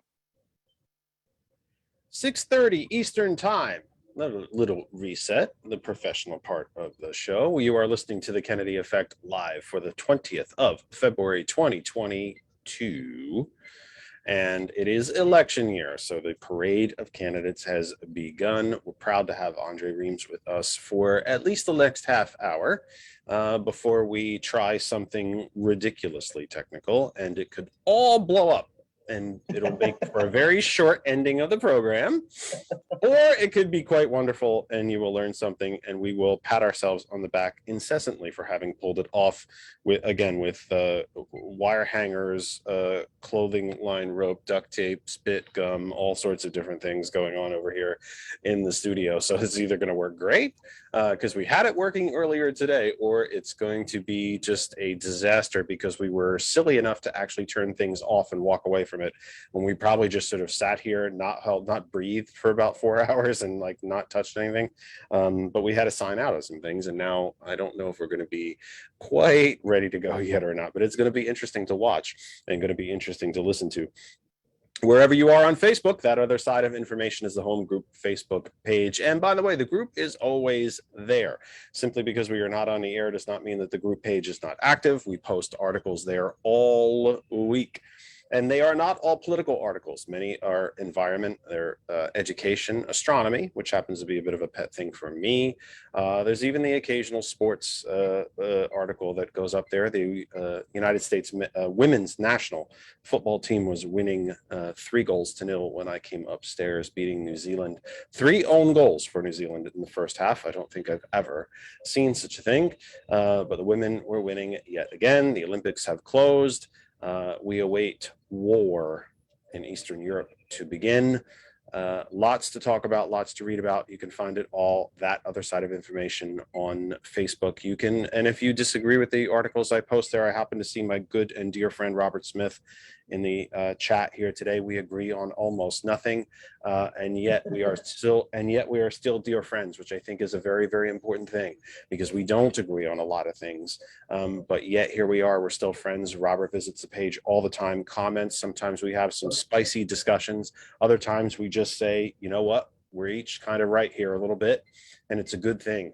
If you agree with us or disagree with us, you are always welcome at our home group Facebook page, that other side of information. Hot101.net, the web address is our name, hot101.net, Apple App Store, Google Play Store for Android, and the TuneIn Radio app. And you can tell Alexa to play hot101.net and TCP. You can see us there, Facebook, the Roku channel, and their global internet radio, WTCP. Andre, among your big issues that you mentioned at the beginning of the program was voting rights. mm-hmm. This might be a bit semantical of an argument, but I think it makes a very important point. Sure. You talked about how you would never support any legislation that curtails, and that you would always fight for voting rights. I can make the constitutional argument and the legislative argument that the right to vote is guaranteed in the Constitution, predominantly through the 14th Amendment, where it grants the right to vote, which presumes that it is a right that previously existed to be granted and expanded. It's also in the preamble of the motor voter bill from the 90s during the Clinton era, whereas all legal residents of the United States have the right to vote, and on and on and on and on. And I think I may have butchered that, so I might be paraphrasing more than quoting. How does I'm not one gonna correct Well, you'll correct, and you will. And you will. Andre's gonna haunt me like a ghost for the rest of this program. I'm gonna get comments from him during. You're wrong about that. Welcome back, Andre. Thanks for telling me again. How does one curtail a right? How does that happen? For you to have to say, I will vote, I will always work against limiting the right to vote. How does one limit a constitutional right in the first place? Yeah. Especially one this important. Yeah. First of all, first and foremost, it's our patriotic and obligation and duties and responsibility to defend America's democracy. I think how we get here by people restricting and stopping voters from voting is putting policies and procedures in place that hurt certain communities. And when you do that, you're doing it purposefully, knowing that you're hurting certain communities because certain communities turn out a certain way. And I think that's quite frankly disgusting, distasteful. And what one should do is then make inroads in those communities that are challenging for them. When I went for county commissioner, I went into every township and I went into areas that Democrats didn't go into. And I knocked on doors that Democrats didn't do. I wanted them to know who I was. I wanted them to see who I was, and I wanted them to hear from me. Whether I got their vote or not, I wanted them to hear from me. And that's what we need people to do. You don't stop people to vote because they typically won't vote for you. That's rigging an election. We talk about rigging elections, that's rigging an election. So I think the problem is we have these policies like, these in order to get a voter ID, you have to have a driver's license, you have to have a birth certificate. And in certain communities, these things are taxing. You have to take a day off. They're not these places are not open on the weekends. And so I have to now take off from work or leave work early or go into work late. I have to worry about childcare, especially now in the age of COVID. I may not be able to get in and can't bring my children with me just to get a driver's license or just to get a birth certificate. It costs tremendous amount of money. For the average person, maybe for you and I don't want to speak for you, but for you and I, that may not necessarily be taxing, but on someone who's a working class, they're working per hour, every hour counts. And they can't divert $50 and $60 and $75 to get a birth certificate. And again, if you don't live in where the area you were born, and don't have access to adequate internet, you're now going back into those communities. That's a lot of resources that it takes for that. That's done purposefully. We should not make voting hard. We should make it accessible for everyone. I also believe there's, again, if I'm correct and I remember correctly, because it's 1,000 years ago that I first registered to vote, on the voter registration form, I registered way back in the old days where I filled out a paper form at my post office. And if I remember correctly, there is still a disclaimer, regardless of the method by which you register to vote, that the information that you are providing is true under penalty of law. Mm-hmm. That's your ID. Yeah. Yeah. If you're dumb enough to falsify a voter registration form, you should get punished for it. Absolutely. The voter form in and of itself and the information that you place upon it is your identification. Yeah. Well, and oh, by the way, there's no harder thing to copy. It's called biometrics. There's no harder thing to copy when it comes to quote unquote voter fraud. than your signature. Yeah. You sign into the book when you go to vote. One of the hardest things to do is to forge a signature.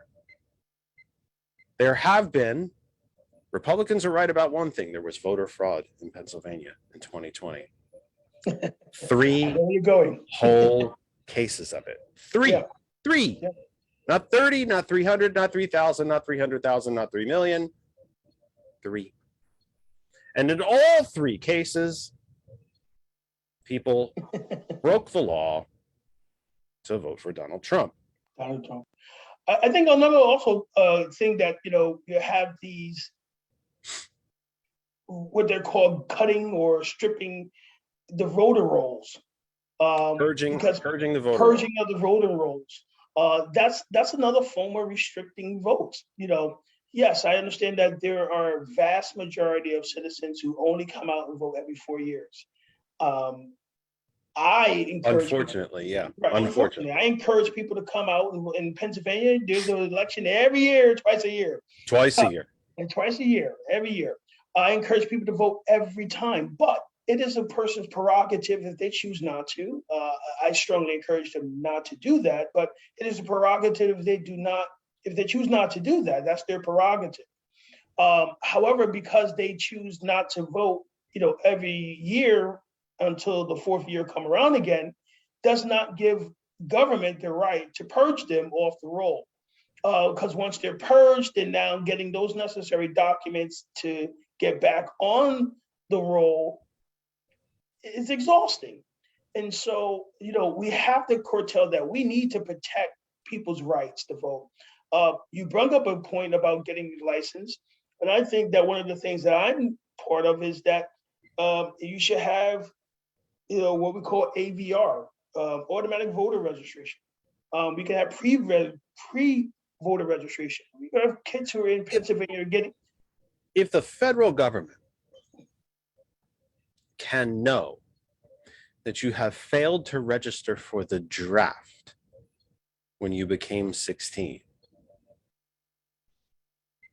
because they know when you turned 16. Right.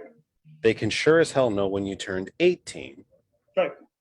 And can get you registered to vote.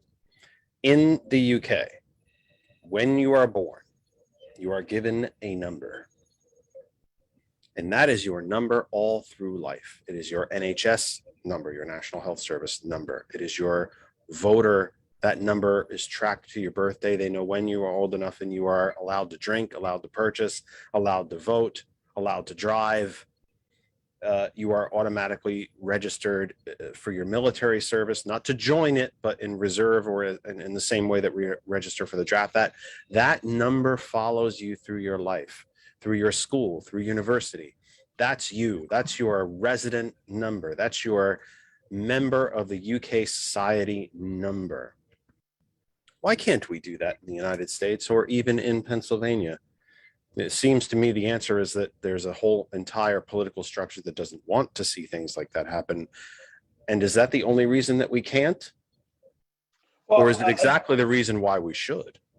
I think it's the reason why we should. Because, like I said earlier, I think there are individuals who are nervous because certain community tend to vote a certain way. And so if you give them the capability to mail in their ballots, well, a certain party is going to be upset about that because, well, even though they all negotiated it and voted for it. Right. Well, again, now they've seen the results. It just didn't work out the way they wanted, so now they there you go. So, kind of like taking my ball and going home, so to speak. Well, again, before the ballots, when you had to mail them in, it supported the Republican overall, right? They were good at that. But then now when you give it as a blanket, anybody now could mail in ballot. That's a problem because, again, and they've seen it in the 2020 elections, we did extremely well in Pennsylvania in mail-in ballots. Throughout the country, you saw Democrats do overwhelming in that. I think we need to support early in-person voting. But you see, these are, again, making voting easy. Why? Why would you want to restrict one's capacity to vote? You have to highlight the question and say why. And there's only one clear answer, because it doesn't favor one party. And so we should have same-day voter registration and same-day voting. I support that a person should be able to fill out a provisional ballot. That ballot will not count until the individual's identification is verified through our voter registration process, and then that vote should count. We have automatic voter registration. We should have legislation that, protects mail-in voting. This is what Act 77, what the Republicans are trying to do to stop mail-in voting. We really need to defend democracy here. And I know that people say this every election. I hear it, that this is a critical election, this is a crucial election, but this one is because a lot is on the line. Women's health is on the line. Democracy is on the line. Voting rights, civil rights is on the line. Civil liberties are on the line. And we have to make sure, I think this is probably, as far as I can go back, this is the first time in a long time that the Democratic Party has the opportunity to take at least the House back. And yeah, I mean, you want to be saving money because obviously you're not going to be spending money in college, and we'll give you an allowance. Where is that coming from? Oh, That's coming from the other chat. yeah. Sorry about that, Andre. Sorry. no, it's okay. We're going to be trying to merge two chats together. I The see sound- I have more confidence in you and your team that you're going to make Yeah, that happen. the sound is starting to bleed through. My apologies. No, it's okay. I But meant, I think that please that forgive me is- for that. No, please, no apology necessary. However, I think that is, these are the issues that are on the line. Women's health, civil liberties, voting rights. Let me ask you a quick thing about women's health. Sure. How do you probably can't, and I might actually be kind of putting you on the spot, but I do think one of the most winning arguments in politics is hypocrisy. It's a winner. When you can point it out, it's a winner.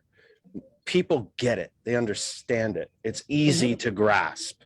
And even the most diehard MAGA person can get it. And they're not always too damn impressed with it. When it comes to a vaccine, how can it be my body, my choice, but not if a woman is pregnant? If you're a small government, a quote unquote small government conservative, keep government out of my house and out of my bedroom, except if a woman gets pregnant, then I'm going to tell her exactly what to do with it. How do you square that? I'm sure you talk to Republicans when you're campaigning.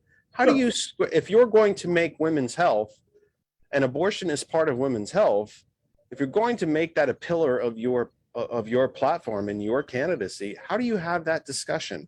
Why doesn't the hypocrisy make sense to people? I think again, it's because of the misnomers. It's because of the lies that center around those issues, the lack of education, just understanding the basics, not wanting to expand and evolve. I can tell you a number of issues that I have evolved on over the years. But when it comes to that, again, stay out of my home, stay out of my bedroom. Get off my lawn.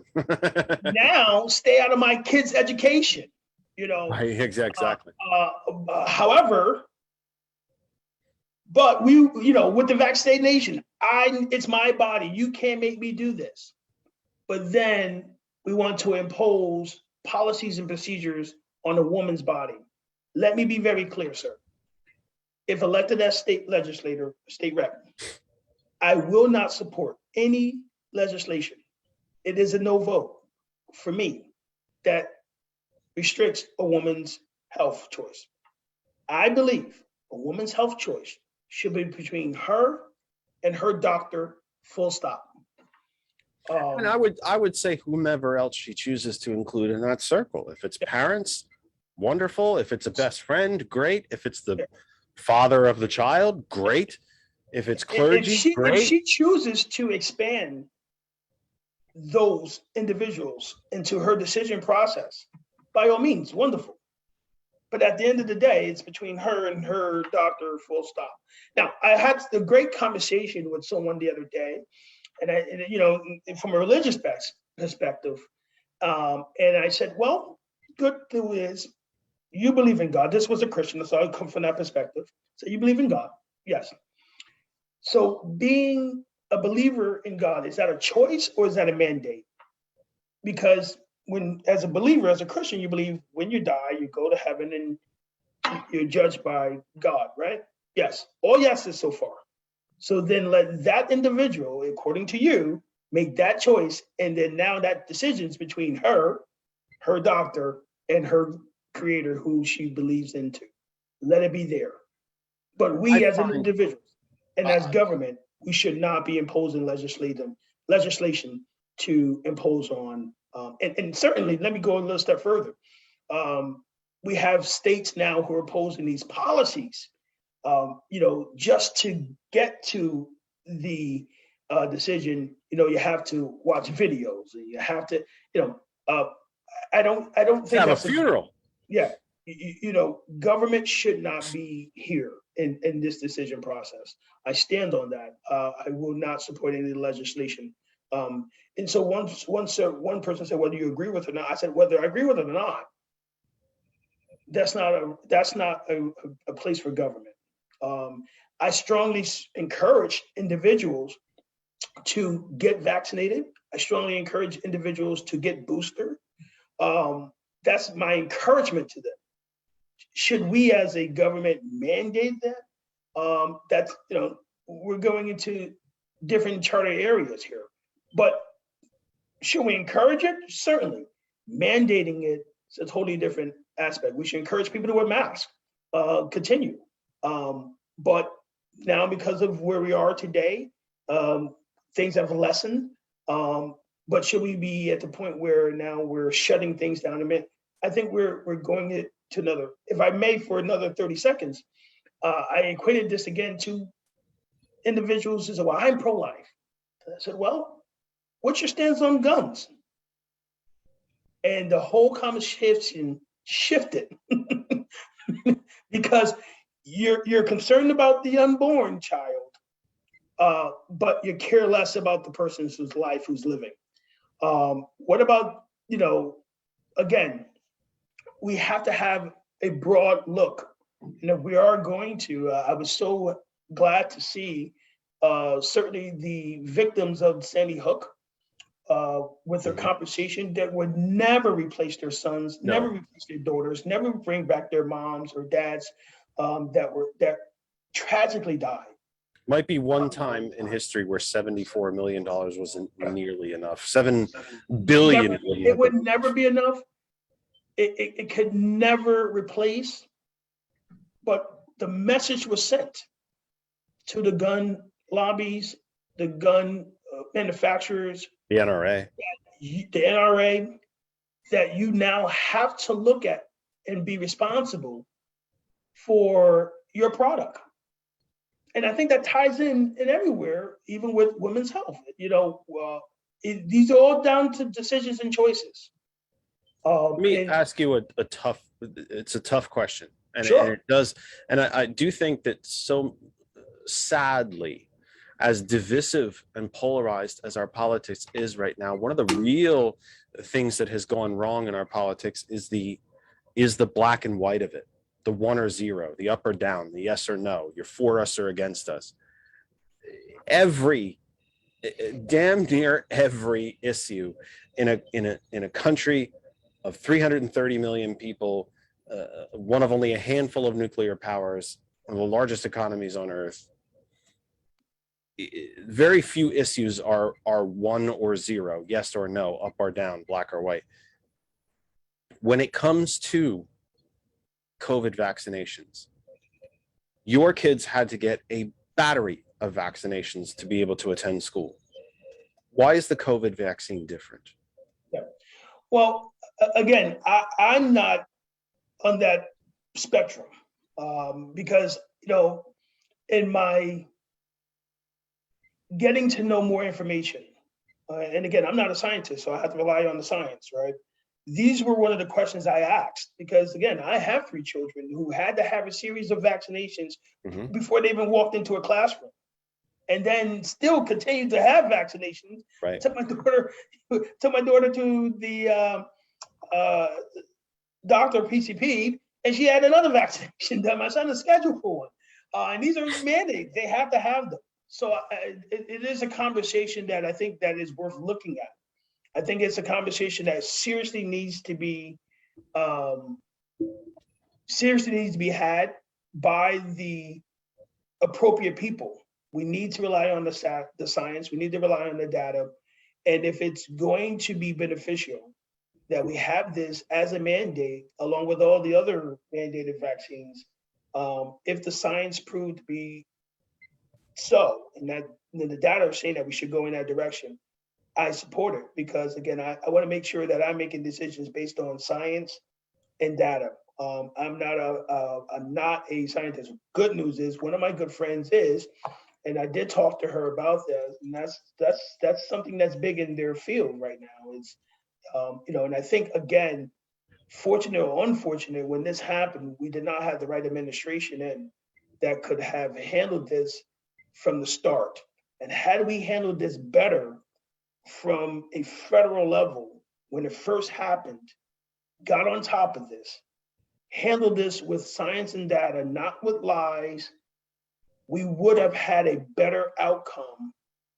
Because again, everything now has become so polarized and so divisive that it's one side or the other.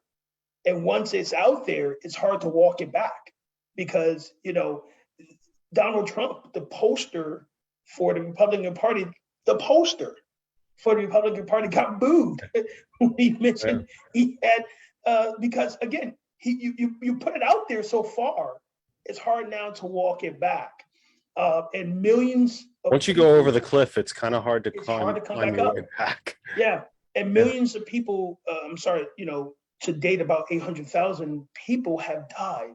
Yep, we passed the 900,000 mark. I Yeah. think it was this week or late last Yeah. week.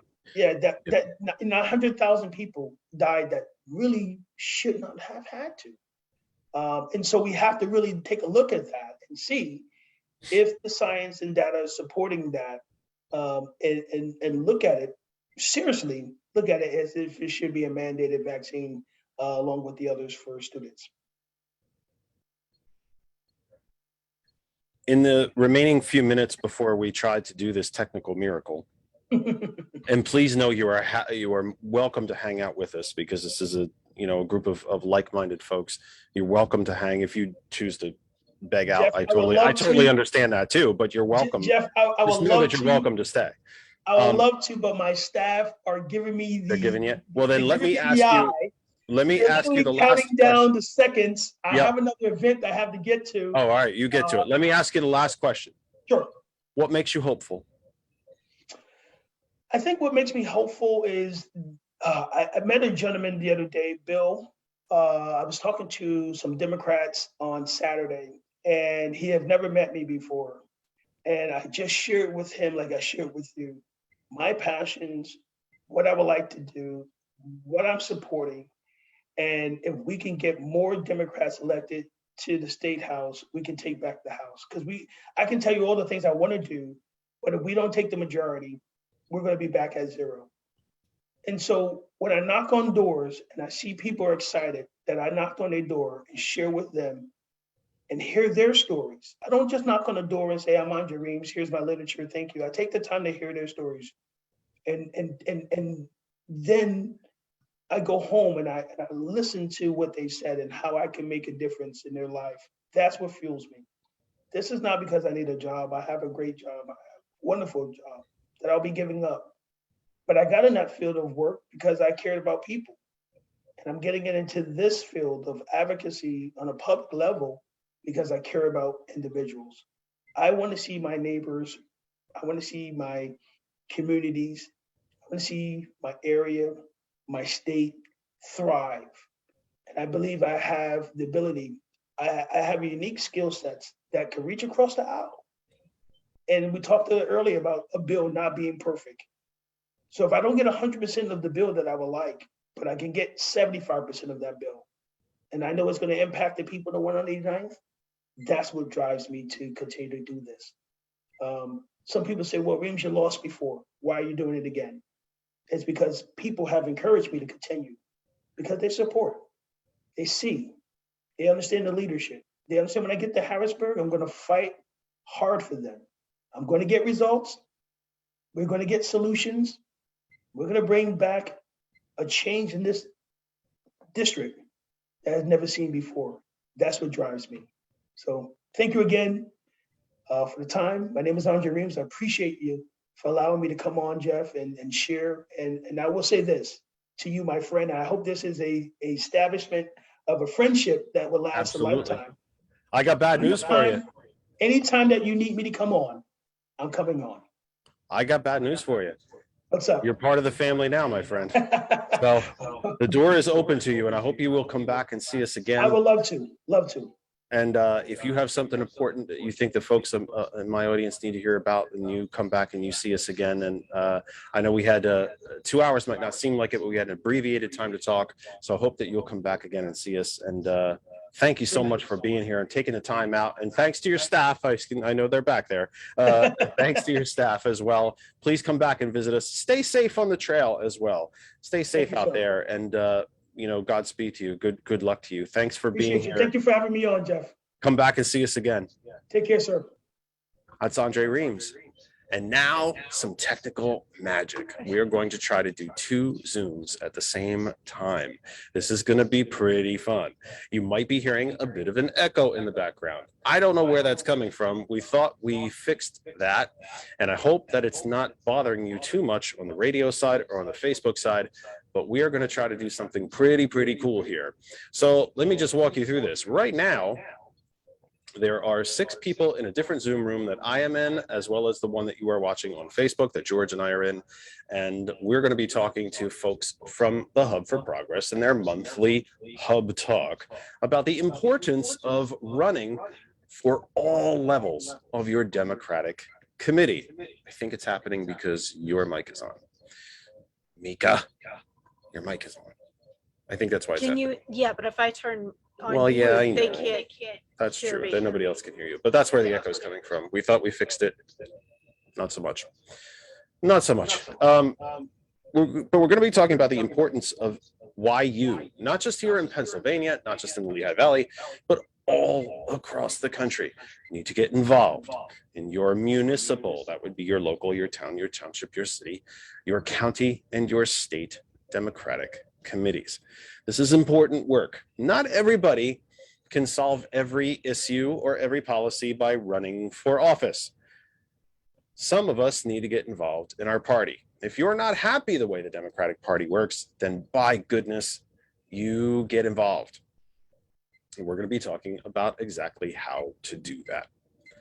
So it is 7 o'clock, and I think it's time for you're not allowing people to unmute. That's why. Lisa mentioned she couldn't hear me because you oppressive host. You. I will You're fix keeping that. us down. But so this will be interesting for those of you on Facebook and those of you on Hot 101 and TCP. You're probably, if we did everything right, you're going to be hearing 2 Zooms at the same time. But it's an interesting presentation, interesting group of friends, and I hope that you will enjoy what is about to happen. I'm still muted. That's why they can't hear me. You won't let me unmute. I'm sorry. Just give me a minute. So for our folks at on the radio side, I really hope that you enjoy this. This is a technical bit of magic. We hope that this works. This is a big technical stretch here. No, 2 Zooms at the same time. Our friends with the Hub for Progress, and of course the Kennedy Effect. We are still live on Facebook and on Hot 101 and on TCP, and we are now live in 2 separate Zooms. And if you see sparks and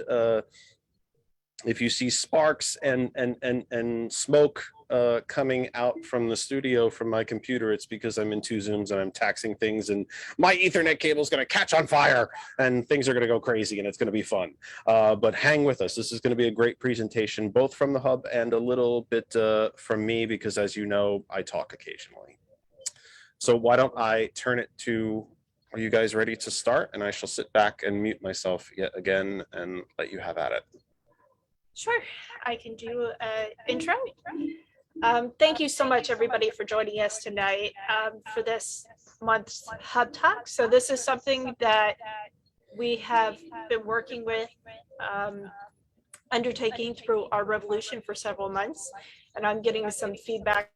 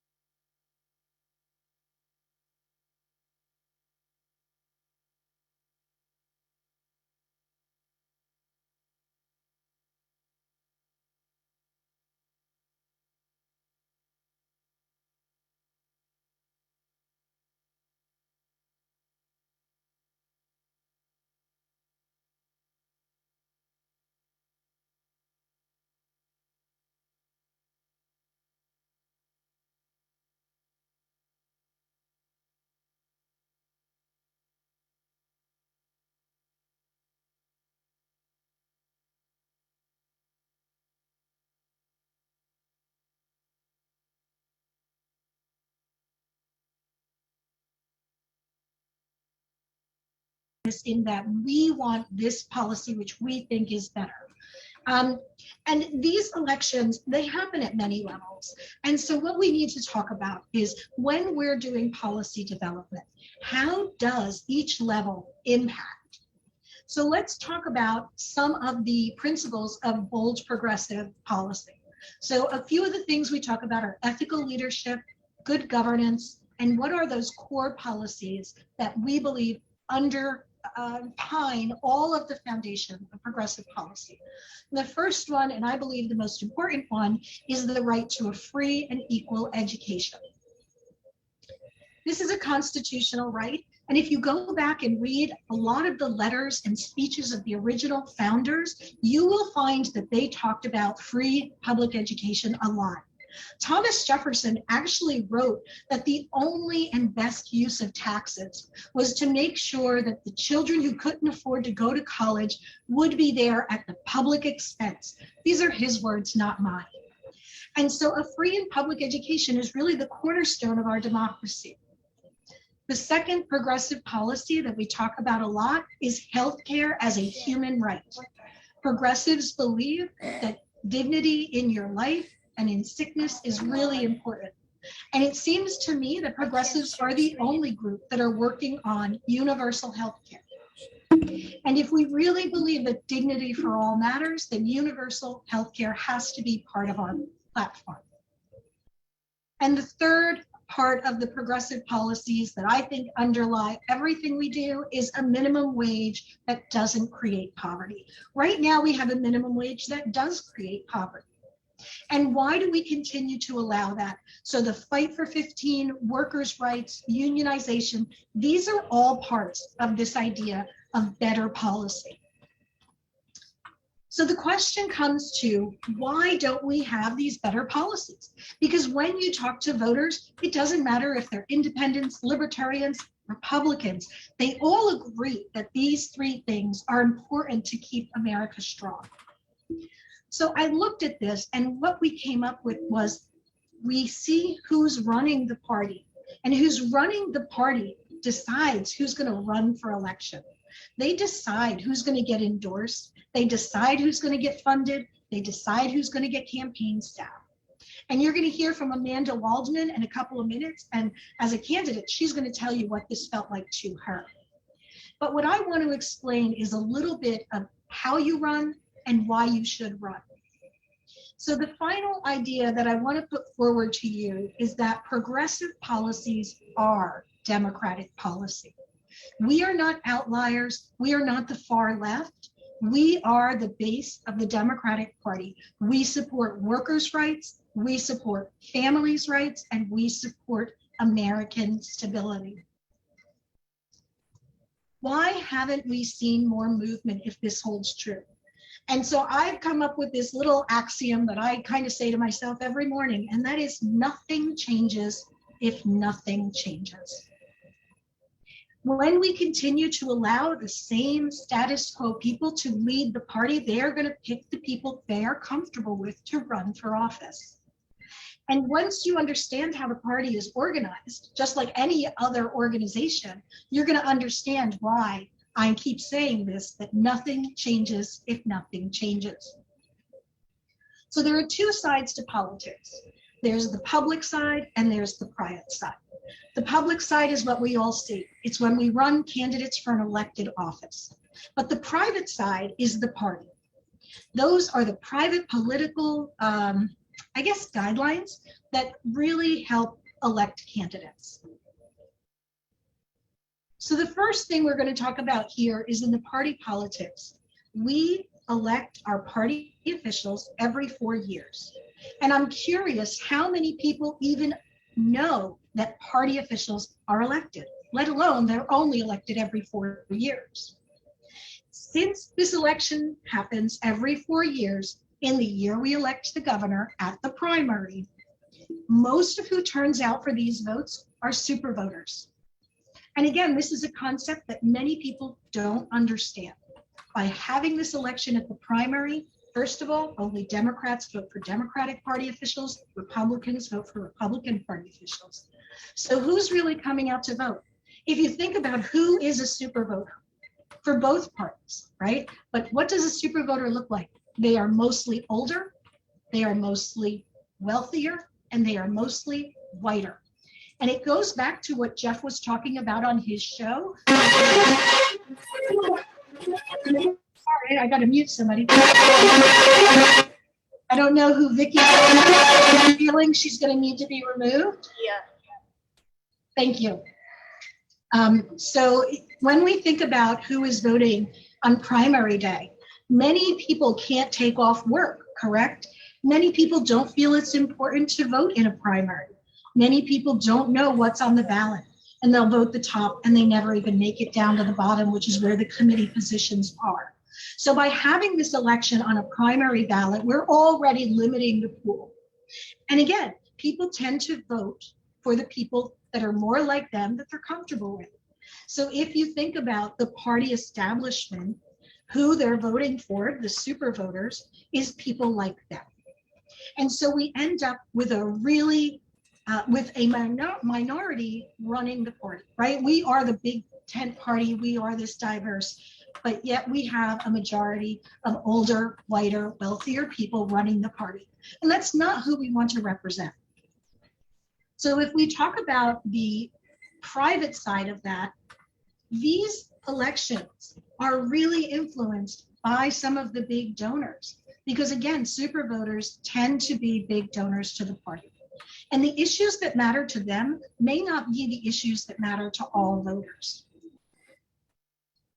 There are billions of dollars at stake in these party elections. If you think about just at the local level, that may not be true at your county level, but at the state party level, there's certainly millions of dollars that are being controlled by the party. And they decide which candidates get that financial support. They decide who to hire, which consulting firms, which polling firms. They decide where to rent offices, where to host events. All kinds of decisions are made. So for example, one of the things that I tried to get to the party was when Dan Price from Gravity Payments first said he was going to pay all his workers $70,000 a year.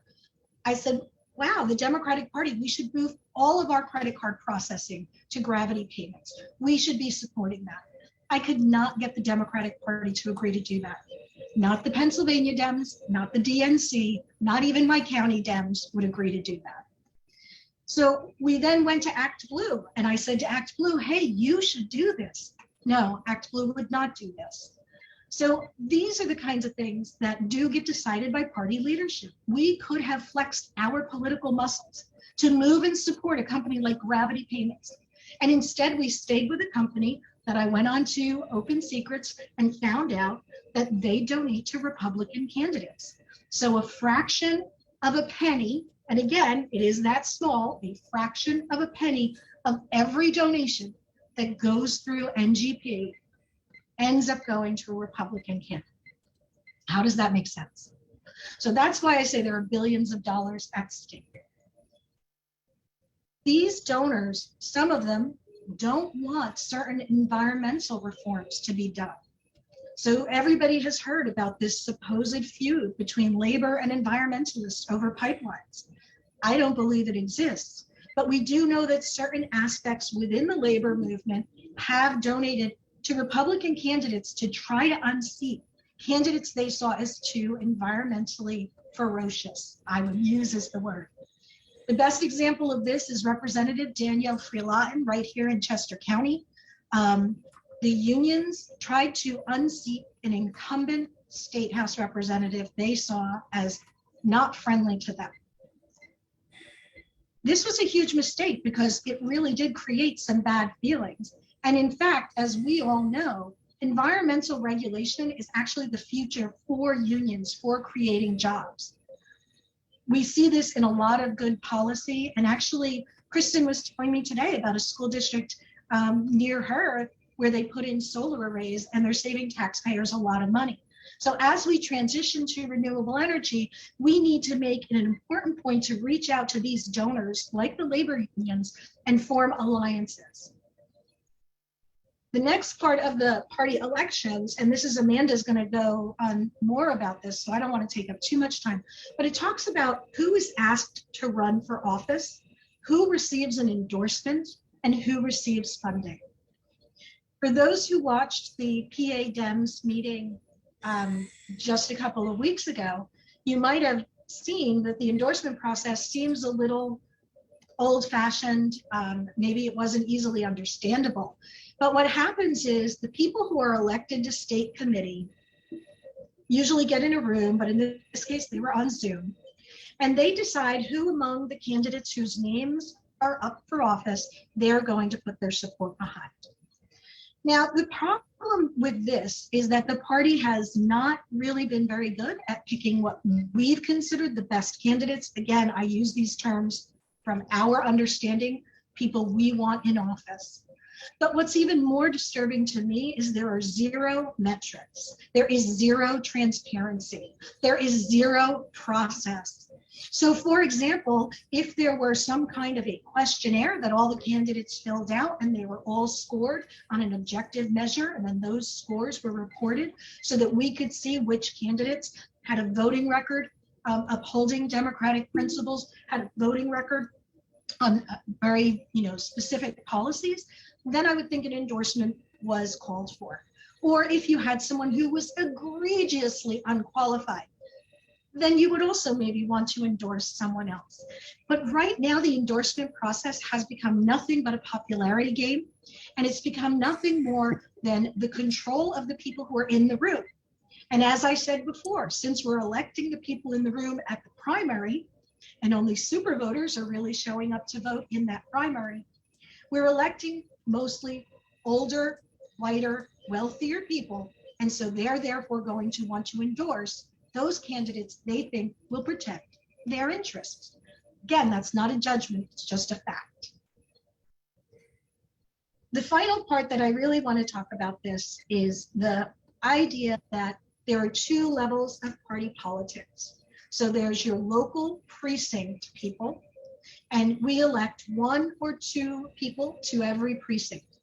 Every person elected becomes a member of your county party automatically. Your county party then forms as a smaller version of what we do at the state level. So every county also elects state committee members, and it's based upon a formula based upon population density. So every county has a different number. And we can help you if you want to find out how many are in your county, we can look that up for you. So the responsibilities and roles of a committee person, I think Amanda's going to go into it, but I just want to mention that the most important role of any committee person is helping to elect Democratic candidates. That is the biggest role. But I think we don't talk enough about the role of actually governing the party. What does it mean to be an elected party official? And so these ideas of endorsing candidates, funding and financing, training and support, I think we need to talk about them more. And I think over the next few months, we're going to have more of these talks where we're going to delve into each of these, in depth. But to get on the ballot, it's just as if you were a candidate for a regular office, you're going to need to do petitions. And I think that is a great segue over to Amanda Waldman, because she can tell you all about the fun of petitions and being a candidate. And take it away, Amanda. Hey everybody, Lisa said, thank you, Lisa. I'm Amanda Waldman. I was the candidate in the House District 84, which is the ruralist part, the most ruralist is not a word, most rural part of Lycoming County. And being in Lycoming County and being that it is rural, I received absolutely zero assistance from state committee, from the state party. My first state committee meeting, which I'm sort of embarrassed to say as a candidate, was shortly after I decided to run in February of 2020. I didn't think I was in the right party when I attended. It seemed very undemocratically run because not everyone could be heard. There were factions, there were different caucuses, there are different groups. We have the Rural Caucus, Women's Caucus, LGBTQIA Caucus, Black Caucus, Latino Caucus. I mean, you think of a group and there's a caucus for them, which is awesome and amazing. And that was really exciting for me to see, was that so many voices were represented at these meetings, only to find out that the end result at the final meeting, not all of those voices could be heard. So that's where my dismay kind of came in. I'm going to skip over my disillusionment with state committee. Precinct people, because I was a candidate in a rural area and told, I couldn't tell you how many times I lost track within the first week or so, that I was in an unwinnable district. I'm an unwinnable candidate. I was not chosen. I came out of the woodwork, came out of nowhere, which I highly recommend to everyone. Do not think you have to be a perfect person, or you have to be a perfect past, or you have to be properly vetted, or you had to be active. Run for something. Run for township supervisor, run for your precinct people, run for a state committee person, run for city council, borough council, school board. I get points from Lisa for saying school board. Just run for something.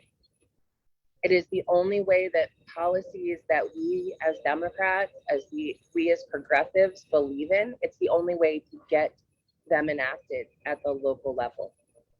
The more local your office, the more impact you have on your local community.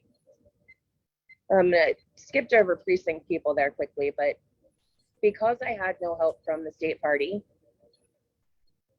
precinct people are vital, especially in smaller rural areas. You are the ones who will organize volunteers in your local neighborhoods. You are the ones that can help us collect signatures. You're the ones that can make introductions for your candidate to your neighbors. For me, running in a very heavily Republican district, meeting your Republican neighbors that you're friends with is huge. I had to, my numbers alone, I had to flip 14,000 Republicans to support me. Needless to say, I did not flip 14,000 Republicans. Otherwise, I would be an elected official right now. But the precinct people are the ones that they help the candidates the most, especially in areas where we don't have the state party coming in and sending 100 volunteers, sending any sort of money, sending any sort of campaign staff, helping with fundraising. None of that impacted rural, unwinnable candidate. And unwinnable is the term directly from the top down. Your local people, local residents believe.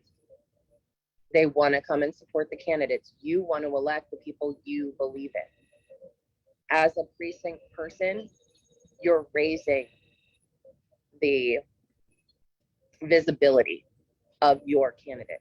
Whoever won your vote, whoever earned your vote, whoever you believe is going to speak for you and really listened to you.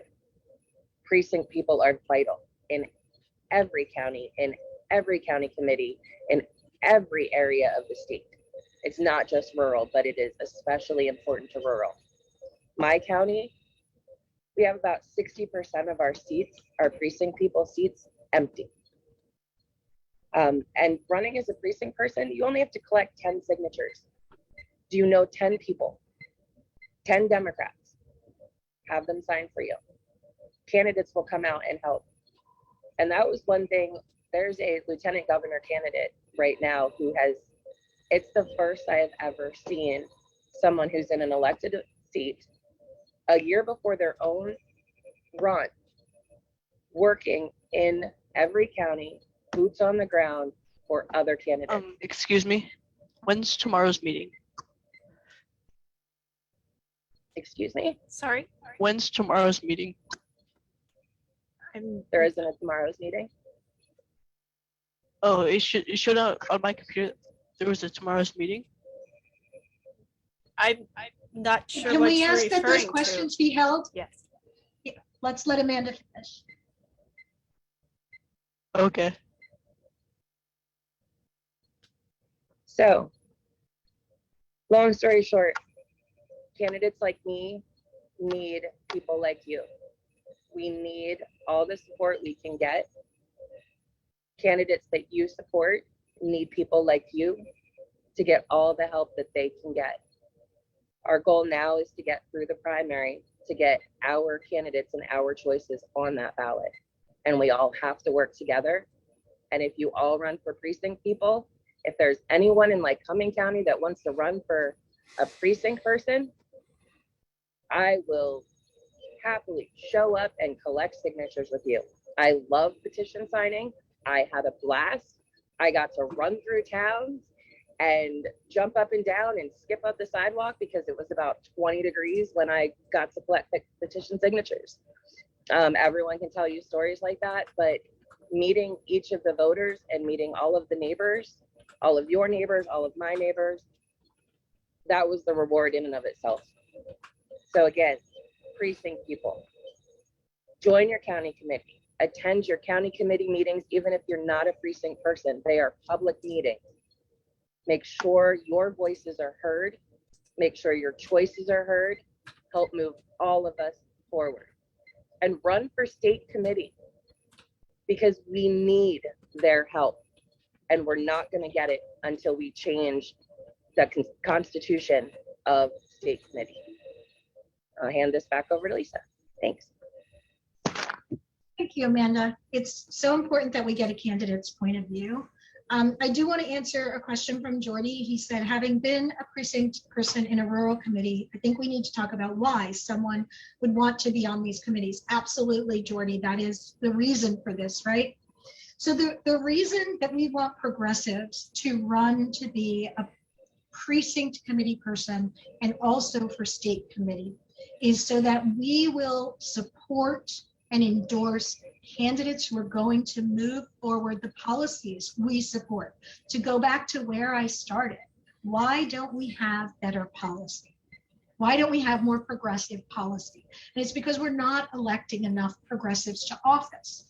And why aren't we electing enough progressives to office? Because when it comes to endorsements by the party, they are not electing and supporting progressives, because we're simply not represented in enough numbers at either our local committee or in the state committee.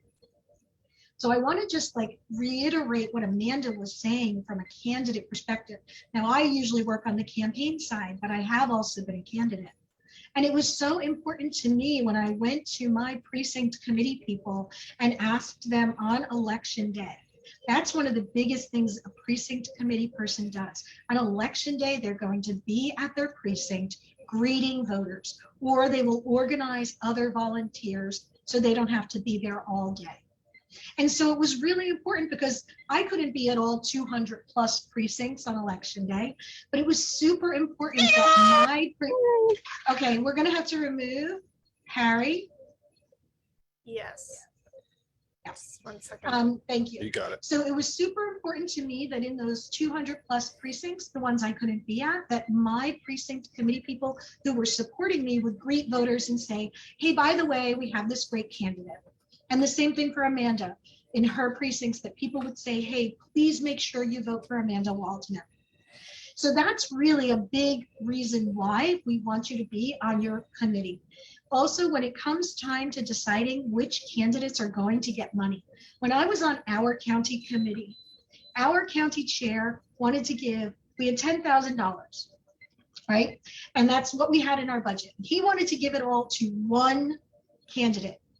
And he said, look, only this one person can win. They're a former Republican. Chester County at the time was very red. And he said, we're going to give all this money to this one person. And I was new and green, and I didn't know it was wrong for me to question the chair. And I was like, well, that doesn't seem fair or democratic. We have 4 candidates. Why don't we give each candidate $2,500, support them all equally? Well, that made sense to enough people on the executive committee that we were able to change that vote. I am very proud that all 4 of those women got elected in 2017, and that was the start of turning Chester County blue.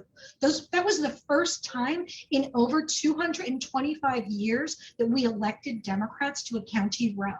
So when we talk about rural, you know, we can do this in rural as well, but we do need the volunteers. We do need the money. We do need the infrastructure. And those are the roles of the party.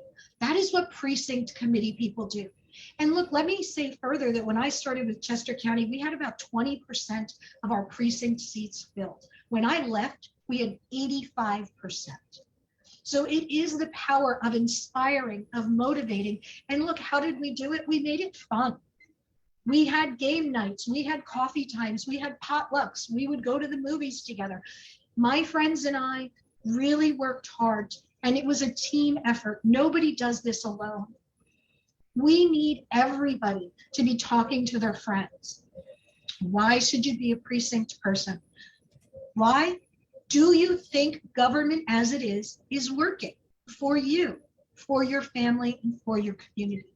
And most of the time, especially in rural, the answer is no, right? And that's when you can make the argument, this is why we need you to be a committee person, because we want government to work for, by, and of the people. That is the role of the Democratic Party. And here's what I'm going to close with, because I know we've gone over our time for this segment. But after Trump was elected, tens of thousands of people joined the resistance instead of the Democratic Party. Why? When Obama got elected, all those Tea Party people, that wasn't a separate party. They all joined the Republican Party. They took over the Republican Party and they held the rest of us hostage. Democrats, progressives, what did we do? We all went in 10 million directions doing 10 million things. And the argument that we're trying to make to you all here is we need to join the party. We need to have a strong progressive voice to move the party in this direction, because this is what the voters want. And we have the polling to prove it. We made the calls in rural Pennsylvania. The top issue time and time again was healthcare. The second issue, and sometimes the first, it flips, was property taxes. And if you can't talk about how property taxes are impacted from the State House, and Amanda can tell you, Jackie Baker can tell you, she's running for Senate. If they can't tell you how it's impacted at the federal level, then you're not going to flip a rural voter. If you can't talk intelligently about why defund the police is not really about shutting down police stations, and it's really about giving police what they need to effectively do their jobs, from social workers to better training, then you're never going to flip a rural voter. So there's a lot of issues that we need to talk about, but the main one I want you to take away from here tonight is that if we want better policy, we need to have a better party. And to have a better party, you all need to run to be a precinct committee person, to be a state committee person. And I think I'm going to flip it back to Kit, and we're going to go to some Q&A. All right. Hopefully you can hear me a little bit better. Would have been great if everybody could have been here at like 2 o'clock this afternoon when this worked perfectly. But here we are. So we're going to open it up to a bit of Q&A. If you have any questions, please feel free to unmute yourself. I gave everybody the ability to unmute or mute themselves. So please have at it. Ask us any questions that you have. We had a slide deck that Lisa worked on. We're actually going to email that to you because we had so much bandwidth tonight we couldn't share it. So yeah, please, if anybody has questions. Jackie. Can you explain how having in rural areas, having lots of precinct people, a full committee of people helps votes during state committee? Like our rural caucus that is full of people, precinct, like, you know, how does all that work? Can someone explain how that number of the people who are precinct people and participating, how does that affect votes or things like that at state committee? Anyone? I mean, I'm happy to try to answer that. I think it's a complicated answer that may or may not really make sense unless you actually come, and everybody's welcome to attend a state committee meeting, right? You can't vote, but you can attend. So we have all kinds of constituency and geography caucuses. So the rural caucus is the one that Jackie's specifically referencing. Everybody can be a member of the rural caucus, right? Not just elected members of state committee. So if you're in one of the counties that is defined in that charter of the rural caucus, you can attend the rural caucus meetings and give input. You can't vote, but there's power in numbers, as we all know. So the more people who become a part of that rural caucus, the more strength they will have in their positions and in asking the rural caucus to undertake, to pass something like a resolution, right? Was that where you were going, Jackie? One of the, yeah. So what happens at state committee is that we can write a resolution, and you've all heard about these used in politics. So let's say, for example, that we wanted a resolution that has to do maybe with the farm bill and how milk prices are impacted by the farm bill. Or maybe we want something as simple as support for background checks, which most rural hunters and sportsmen do support, right? So we want a little bit of gun safety. So if we wanted the rural caucus to vote on that, you would go to the meeting, everybody would discuss it, you would literally caucus, you would lobby and try to get those voting members to vote the way you want them to vote. So imagine if nobody progressive shows up, nobody who wants background checks shows up, and the only person who speaks are, you know, somebody further to the right who says, any gun regulation is a violation of 2A, and there's nobody there to answer or respond. The rural caucus is not going to vote on a resolution for background checks. But if even just 15 of us show up, if you're a committee person and you show up and you all come together and say, here's a resolution, and look, we should invite Brett Berman, because Brett did great work on the pipelines with resolutions at state committee. He got through some really amazing things and got labor involved, which I thought was amazing. But anyway, back to the gun control. If we wanted that resolution, you go to the rural caucus, you ask them to consider it, you put it forward. Then there's a process at state committee where it has to go through the rules committee. They have to make sure it's been written in the proper language. It would then go through, I forget the other committee. There's another committee, executive committee, that it goes to. They then decide if it's going to be properly put before the full body. That resolution would then go in front of the full body and be voted upon. Once it is adopted, There is now a process that the Progressive Caucus actually led in having put in place, where the resolution must be listed on the website. There is actually follow-up. Many people don't realize that the Pennsylvania Democrats voted on a moratorium on fracking years ago. They approved a resolution. There's been nothing done around that resolution. So the Progressive Caucus was very proactive about working to make this different. So that's really the most important part, I think. And Jackie, I hope that's what you were asking. If not, please tell me to clarify. No, that's perfect, because I think kind of pulling it all together, you know, how that kind of comes from the rural and the precinct and the committee people, and how that pulls together in a caucus and how that works. So you explained it perfectly. Thank you. You don't hear it too often, and it's really hard. I'm just gonna say, I always give a state committee report, written, oral, every month at Susquehanna County.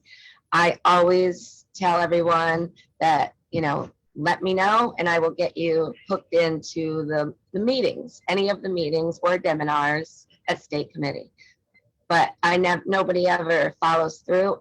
And I feel like it's kind of in an unwelcoming way, the way the state committee puts out the invites to things, and, you know, especially on the big meeting when you can't even get a Zoom or anything. And yep, it's kind of unwelcoming, I think, to other rural people. They don't really understand, you know, other Democrats in these areas, that they can be there. I can try, you know, I will get them the link if they want to participate. But it seems like they don't understand that part of the connection, like you just explained. Like they're lucky, they're just lucky here they have me to explain what's happening, because before I stepped into state committee, I had no clue. They didn't give a report. They didn't tell you anything that was happening. So I didn't really know. Now I've done it for 4 years, and I make sure that I offer that, you know, every seminar, let me know and I'll get you to it, you know, because a lot of them are things that precinct people, committee people can use. And the same with the rural caucus, but I don't think they understand that they are welcome. So, but you explained it very well. Thank you, Lisa. Jordy and then Penn. Oh, I'll defer to Penn first.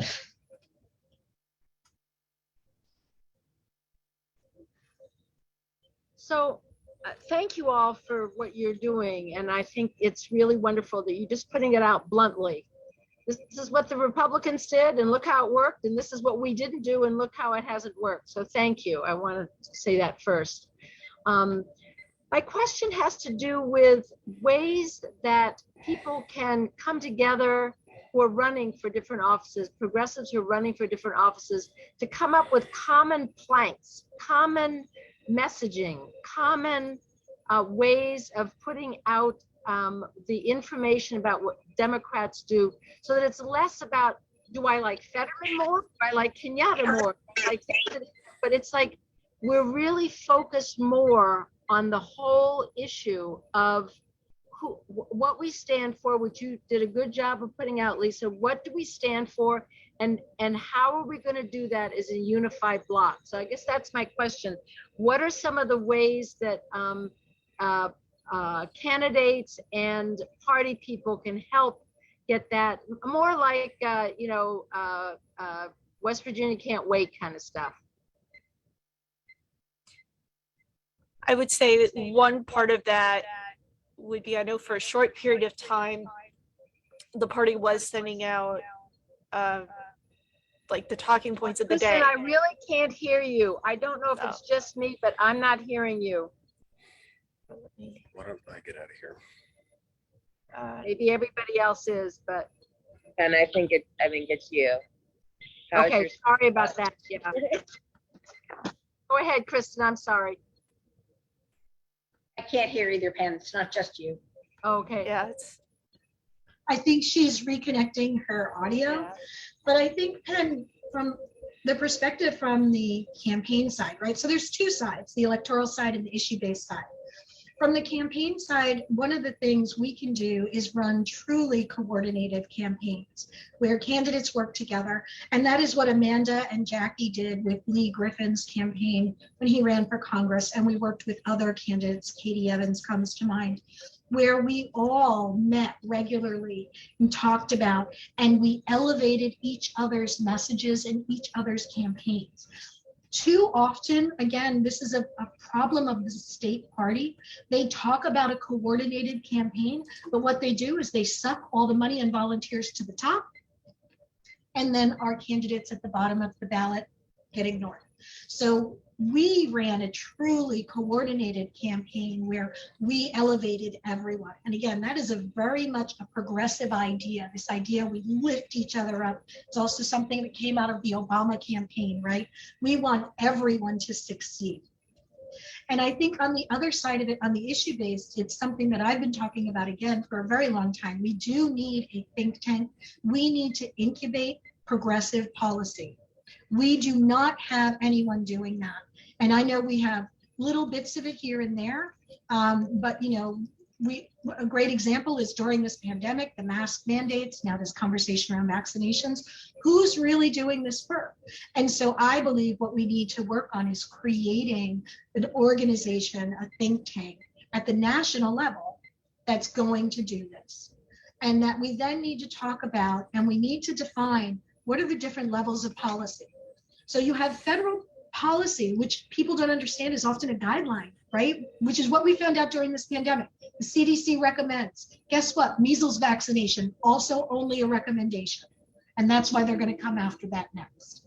That then goes down to the state level. And because we have states' rights, that's a real term, it is up to the state to legislate. So that needs to be codified into our Pennsylvania state school code. That's why it matters who's at the state house. It is then up to the local level, the policy to be implemented. And there are consequences for failure to do so. But one of the things, you know, and I'll send you this paper I wrote at the very beginning of the pandemic. I was on a call with the Biden transition team with the CDC, and they were all talking about mask mandates and blah, blah, blah. And I said to them, who's going to be the decision maker? And they said, well, the CDC is putting out these guidelines. And I said, yep. And so I had to write this paper explaining the decision-making process within school policy. And when we had this follow-up meeting, they were shocked. And exactly what I predicted is what happened. Nobody was willing to say the buck stops here. So mask mandates were in and then they were out, right? Social distancing was lowered to 3 feet before the CDC said it. Schools were forced to in-person learning.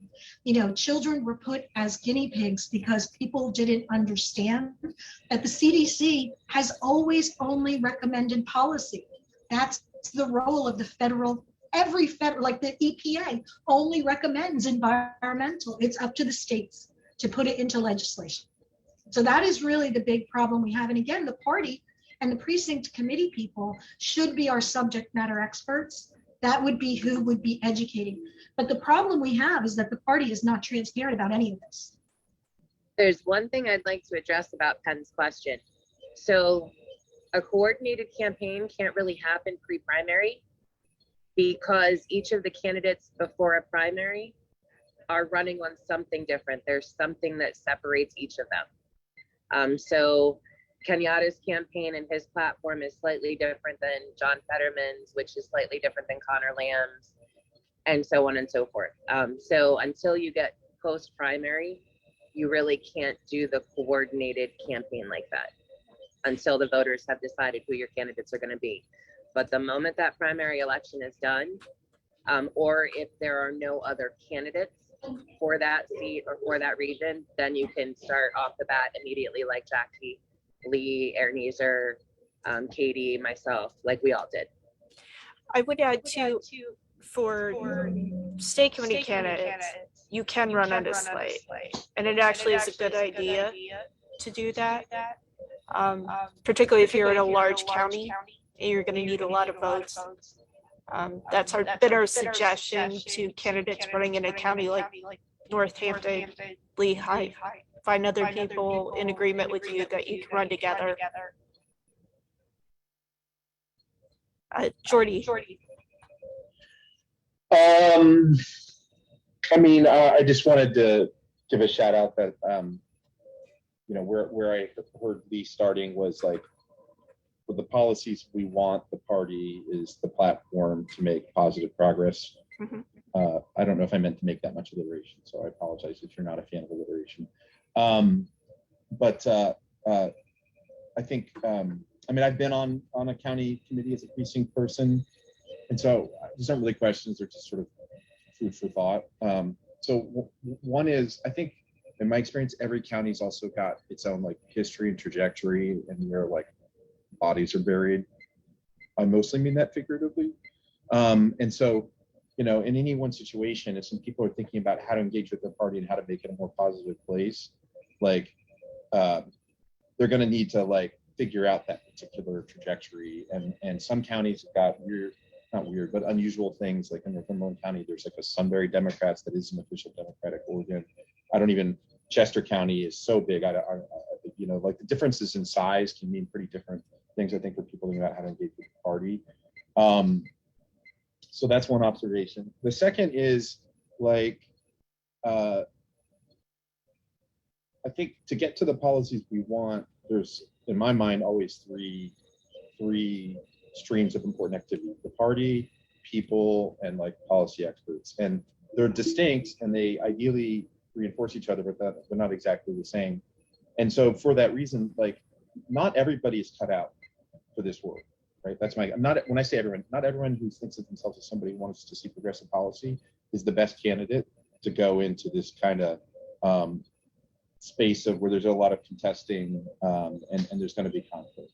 But I think some people, and I hope this doesn't, I think some people think like, once I get on my county committee, then things will start to get better.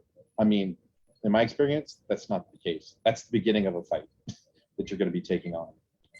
And so I just think we need to be honest with people about what they're getting involved in. If what they're really motivated about is like pushing on policy, signing up to be a precinct person may not be the best fit. I will say we're not advocating that this is an instant panacea.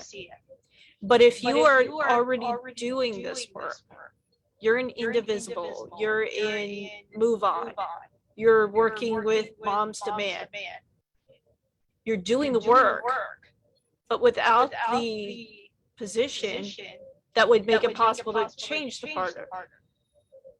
And that's the argument that we're making.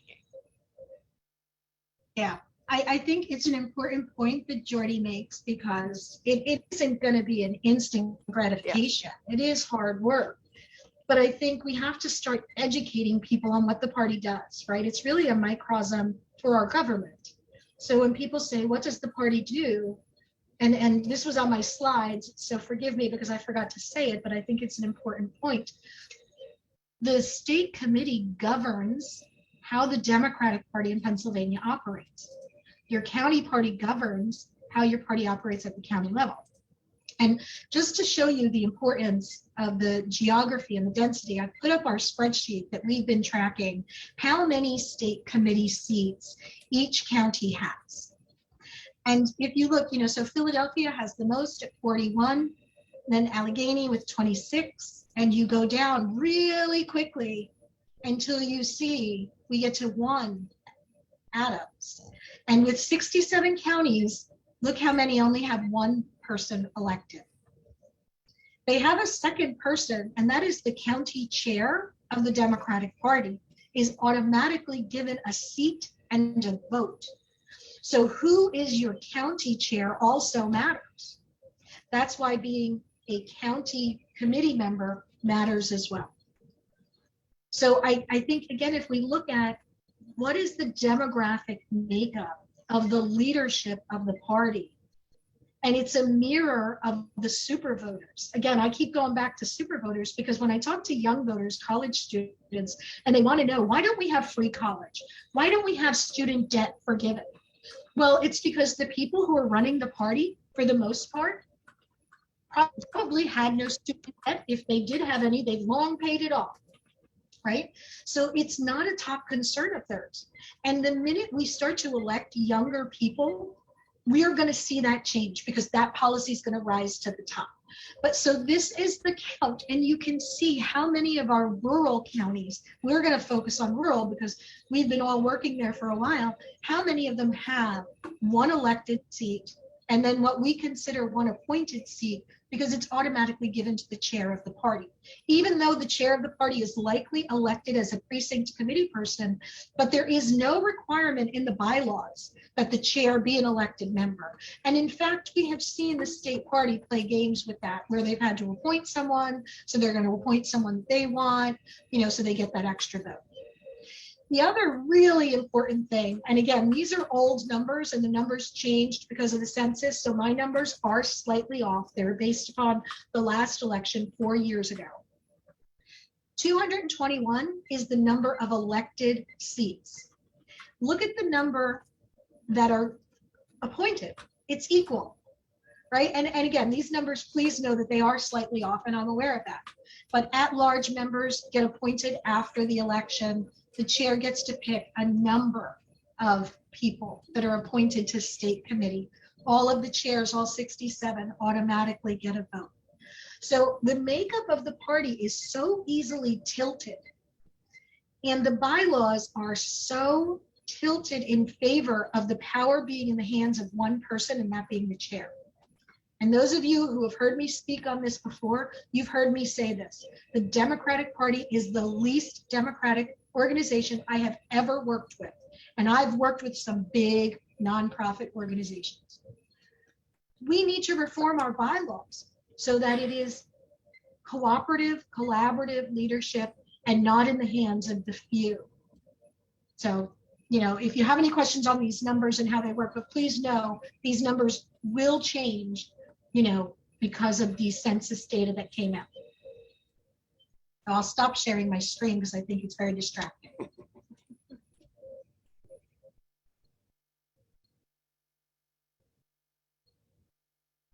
But to fully answer Jordy's question, the more people we have, the more progressives we send, the less of a battle it's going to be.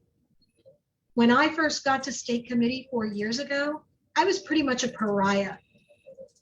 I was a very vocal progressive. I was a very vocal environmental activist. I was not well received because I didn't understand all of this, and it's taken a long time to understand it, to see it in action. In fact, I wish Sherry Morgan were here. She's going to be on our revolution soon, I hope. But I was the only person who would publicly support Sherry Morgan for chair of the party when she ran 4 years ago. I stood in the lobby and handed out flyers, and I was told, they are going to crucify you for that. And I was like, why? We're the Democrats. Aren't we supposed to be able to support whoever we want? And so I supported Sherry Morgan because I knew she was a progressive. And yeah, that didn't go over well. And Penn, you have your hand up again. Do you have another question? She's muted. Penn, you're muted.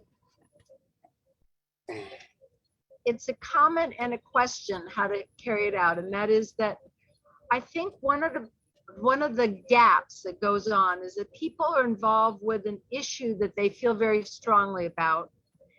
And they just think, oh God, if I have to get involved with this whole other organization, i.e. the Democratic Party, it's just more work and I'm going to be distracted from mine. And I've heard that it's a sclerotic organization. I'm going to waste my time rather than, which is what you've been doing. And I think it needs to be put in this way.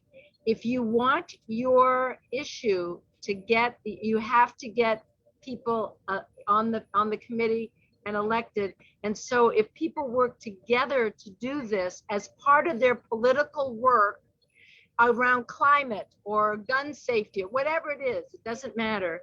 And so I think presenting it as it's just a continuation of your work rather than another whole thing that you have to be doing, and you're doing it with lots of other people with that in mind. So I don't know how you go about doing that exactly, but when I think of people that I work with in organizations, and I would bring this up, I know that's what they're going to say. Just what I said is what they're going to say to me. I love that, Penn. I think that makes so much sense. And again, I think if we use that analogy of the Tea Party, how did they achieve their goals? while they called themselves the Tea Party, I always put both words in quotes, right? Because they were not a separate party. Every single one of them was a registered Republican. Every single one of them ran as a Republican. So if we talk to progressive organizations and we try to form coalitions and explain how every one of our issues can be resolved by helping to build the party, I think you're on the right track, absolutely. And unfortunately, I'm being told that we have to jump because we have Our Revolution. It's starting at 8 o'clock. And I know we're expecting quite a few people, but please join us over on Our Revolution. We're there every Wednesday and Sunday, and we're going to continue this. So I'll sign off and let you guys finish up. Thank you. And we will make sure that we email around the information about our Wednesday and Sunday calls and the slides from Lisa's presentation. And I can't jump because I'm the host. If I leave, we're all off. You and I'm can gonna find you should the be link. able to reassign it to me. Okay, I'm gonna just find the link for the Our Revolution because somebody in the chat box was asking for it. It was me and I already got it. You already got it. Okay. All right, I'm gonna make Jordy, you wanted to be the host? Is that what I Sure. heard? Yeah, that's fine. If that works. Okay. Thank you to Jeff and Kit and Lee and anybody else. Yeah, thank And you. Thanks, everybody. Thank you for joining us. See you on my rep, I hope. Yeah. Yeah, I think most of this call is that call. I mean, does anybody? I Oh, just did I do lost that? Jordy. Did I do that? Yeah, How did I knock you out? I don't know. If you started it, how did I knock you out simply by leaving? I don't know. I don't know how I did that. I don't know how I did that simply by leaving. I should not have been able to do that to you. Anyway, gang, that was a meeting. One of the hats that I wear is a strategist for our revolution. I need to enunciate better. Our Revolution, Pennsylvania. And the single goal that we have dedicated ourselves to until the primary election day in Pennsylvania, whenever that may be, because that is actually still up in the air, is to get good folks to run and become part of the party itself. And this is an important thing. Not everybody in the world has the makeup, and that sounds very, very cold and very, very cruel, and that's not exactly how I mean it. But not everybody has the makeup to be a candidate for office or to serve in public office. But you can still affect what is going on by becoming part of the party itself, by going to your local municipal meetings, your county meetings and your state meetings, and being heard, talking to people, listening to people, shaking hands, exchanging business cards, getting names and numbers and email addresses, and so on and so on and so on. It's a way to get involved. It's a way to improve things. It's a way to get involved, and it's not a terribly a time-consuming thing to do. You heard during that meeting that we simulcast with you, if you are already a member of a group like Indivisible or Move On or Mom's Demand or even the Sierra Club, the ASPCA, any kind of the Human Rights Campaign, I could keep going and keep going, then that work is already work that needs to be extended into the party itself. And it's work that you're kind of sort of already doing. And so it's not an additional burden, if that's the right word, or by becoming part of the party. It's not. You can do these things. If you are not happy with how the Democratic Party works, then get inside of it and make it better. Especially here in Pennsylvania, but I think nationwide, there are more of us, there are more progressives than there are, dare I say, I know some people will enjoy this, there are more of us than there are the Clinton era Democrats. The Democrats who realized that when they started taking money from big insurance companies and big banks, and even fossil fuel companies, that they could make a lot of money. They threw us a bone every now and then. Clinton lowered taxes on the bottom 98% of income earners and raise taxes on the top 2%. He did try, they did, believe it or not, try to bring us a form of a single payer healthcare system. They did make college more affordable, but he didn't go anywhere near as far as an FDR did, a Truman did, a Kennedy did, or a Johnson did. And for all the frustrations inside the Democratic Party right now with President Biden, he's passed some of the most New Deal-like, Great Society-like, progressive legislation that's being passed probably since President Johnson. Is he perfect? Nope. Do I wish he could do more? Yes. Do I wish he would do more? Yes. But he might be the most progressive from a legislative standpoint, and the legislation that he has been able to get through since quite possibly President Johnson, if not President Roosevelt himself. So if you're not happy with the party, then get inside of it. It is also a great method for activists, for local activists, to get into the political process, because there's a difference, folks. There is a difference between politics and activism. There is a difference. They are two different things. They're not the same thing. And I'd like you to consider all across the country, wherever you are listening to me across the United States, and quite frankly, wherever you might be listening around the world. If you're listening in the UK, get in the Labour Party. I believe that the Progressive Party in Australia is still called the Labour Party. Whether, you know, in Scandinavia, they're generally referred to as the Social Democrats. Whatever your progressive, left-leaning, dare I say, party is in your neck of the woods, in your little corner of this planet, get involved. Right-wing parties on this planet have essentially given, let me tell you a quick story about the governor, or former governor, because I don't believe he's a sitting governor any longer. He might be, I'm not sure, of New Hampshire. His name is Chris Sununu. His dad was governor. He served in the Reagan administration as, I believe, chief of staff. And he was considering running for the United States Senate from New Hampshire.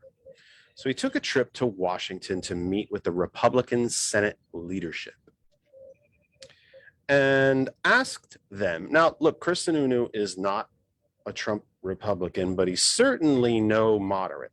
He's no Eisenhower Republican either. He's pretty out there. He is a corporatist, you know, cut taxes on rich people, tax poor people, environment, not so much. He's a proper modern day Republican. He's not a Trump Republican. He's pretty damn out there. And so he went to Washington to meet with the Senate leaders, Republican leadership, and talk about what they are doing and what his campaign might look like and what he might run on, and so on and so on and so on. And so he asked the Senate Republican leadership, what are you working on? What's on your platform? And they said, we're not doing anything. We're just trying to stop everything that Biden wants. Think about that. An entire political party no longer stands for anything. They only stand against the poor, against small businesses, against the environment, against the middle class, against people of color, against members of the LGBTQIA population, against books. This is what we're facing. When I sit here and tell you every week that there is one functioning political party left, that's the Democratic Party. If you don't think it runs well, then by God, get inside of it and make it run better.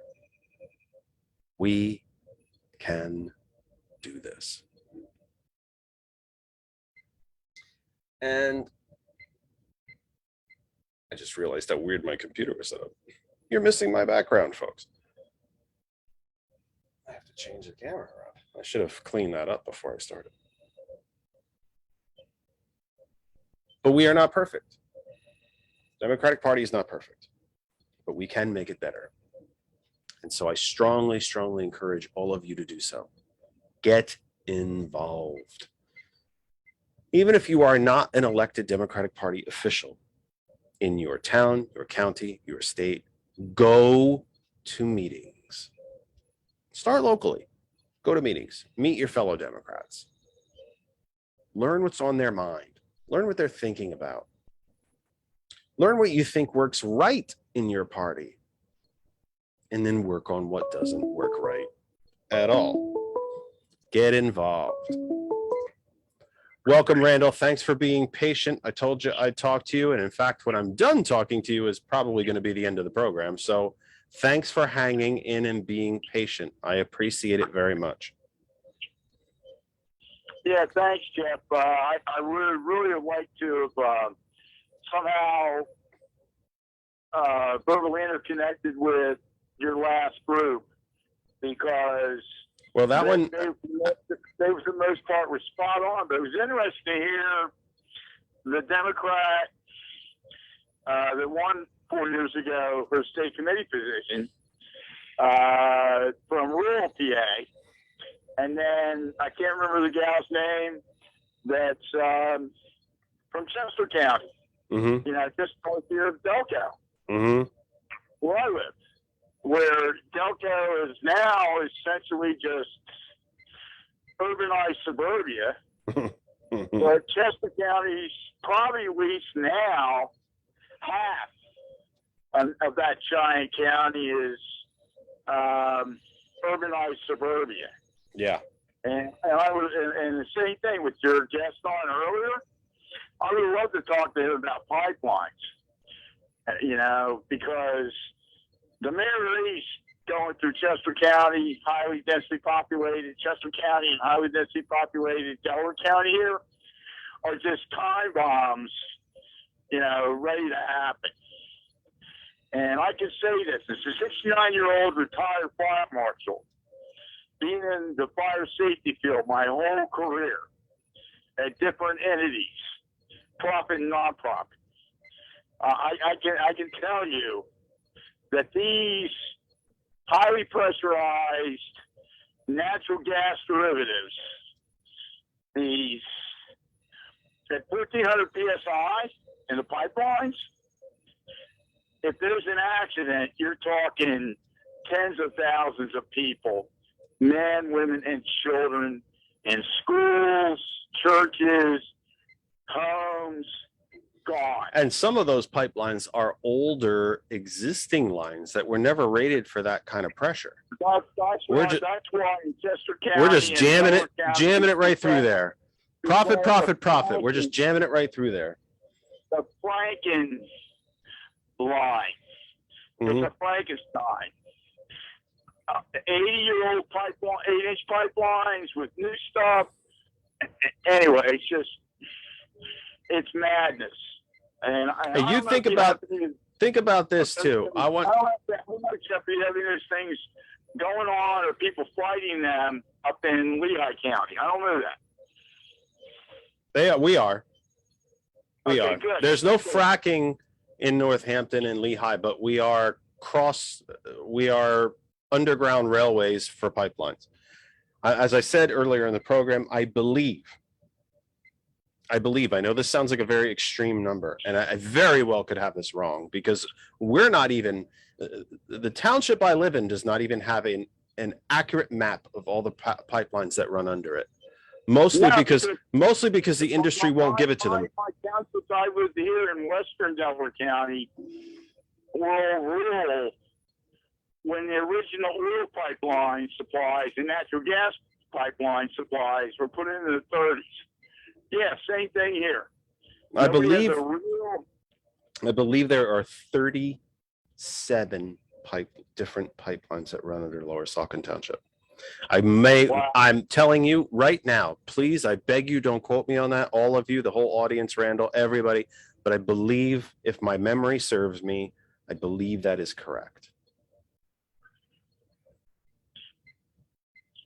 But Where- I really would like to talk to your second guest.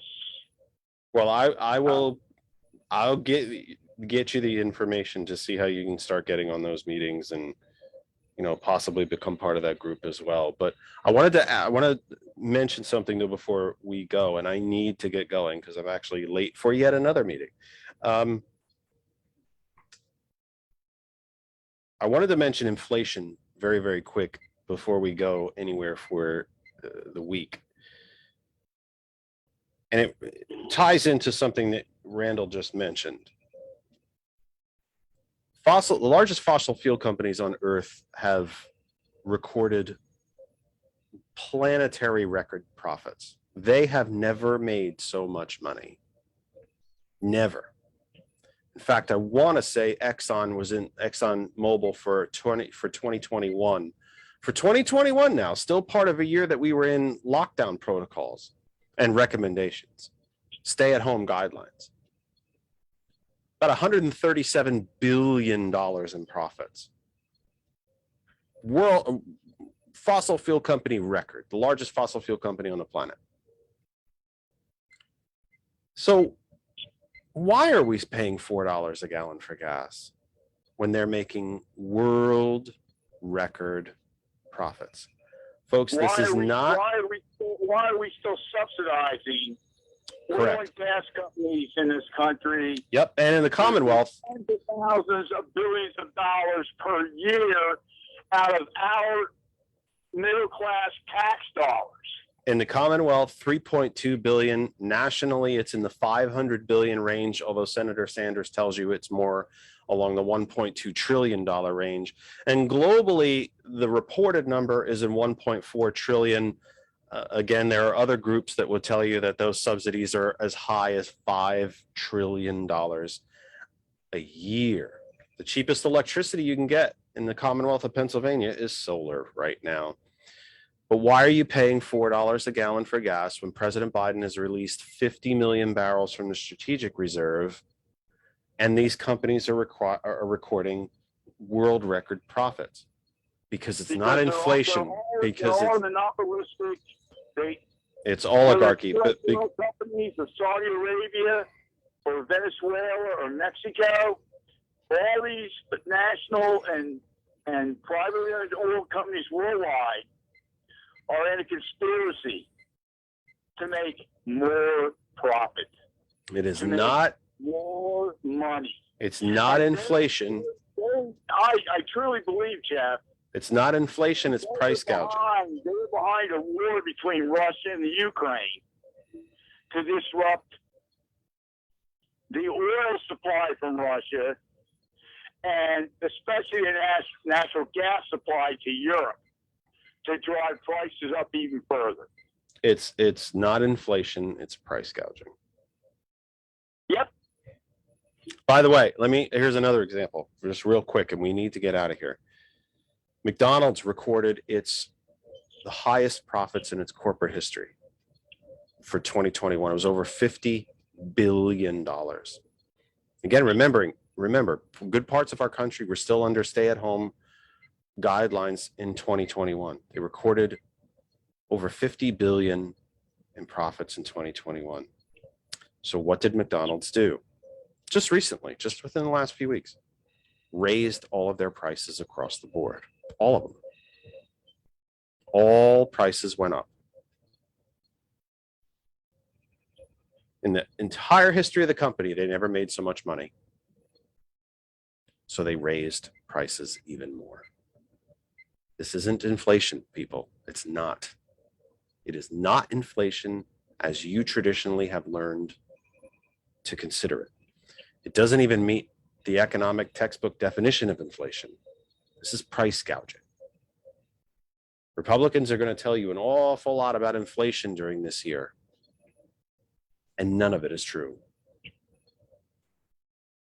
If they were worried about having too much money out there in the market and causing inflation, then maybe they shouldn't have passed an $8 trillion tax cut. Oh, but that's right. You didn't get any of that. Only the richest people got it. Only the largest corporations got it. You never got a dime of it. You got your withholding table changed to make it look like you got a tax cut. Oh, and then when you paid taxes, you owed money. This isn't inflation, folks. It's price gouging. I think the issues that face this country are not black and white. They're not up and down. But this one might be. It is us against them. Because the money that government provided you to survive a pandemic, to keep food on your table, keep a roof over your head, keep heating your own home.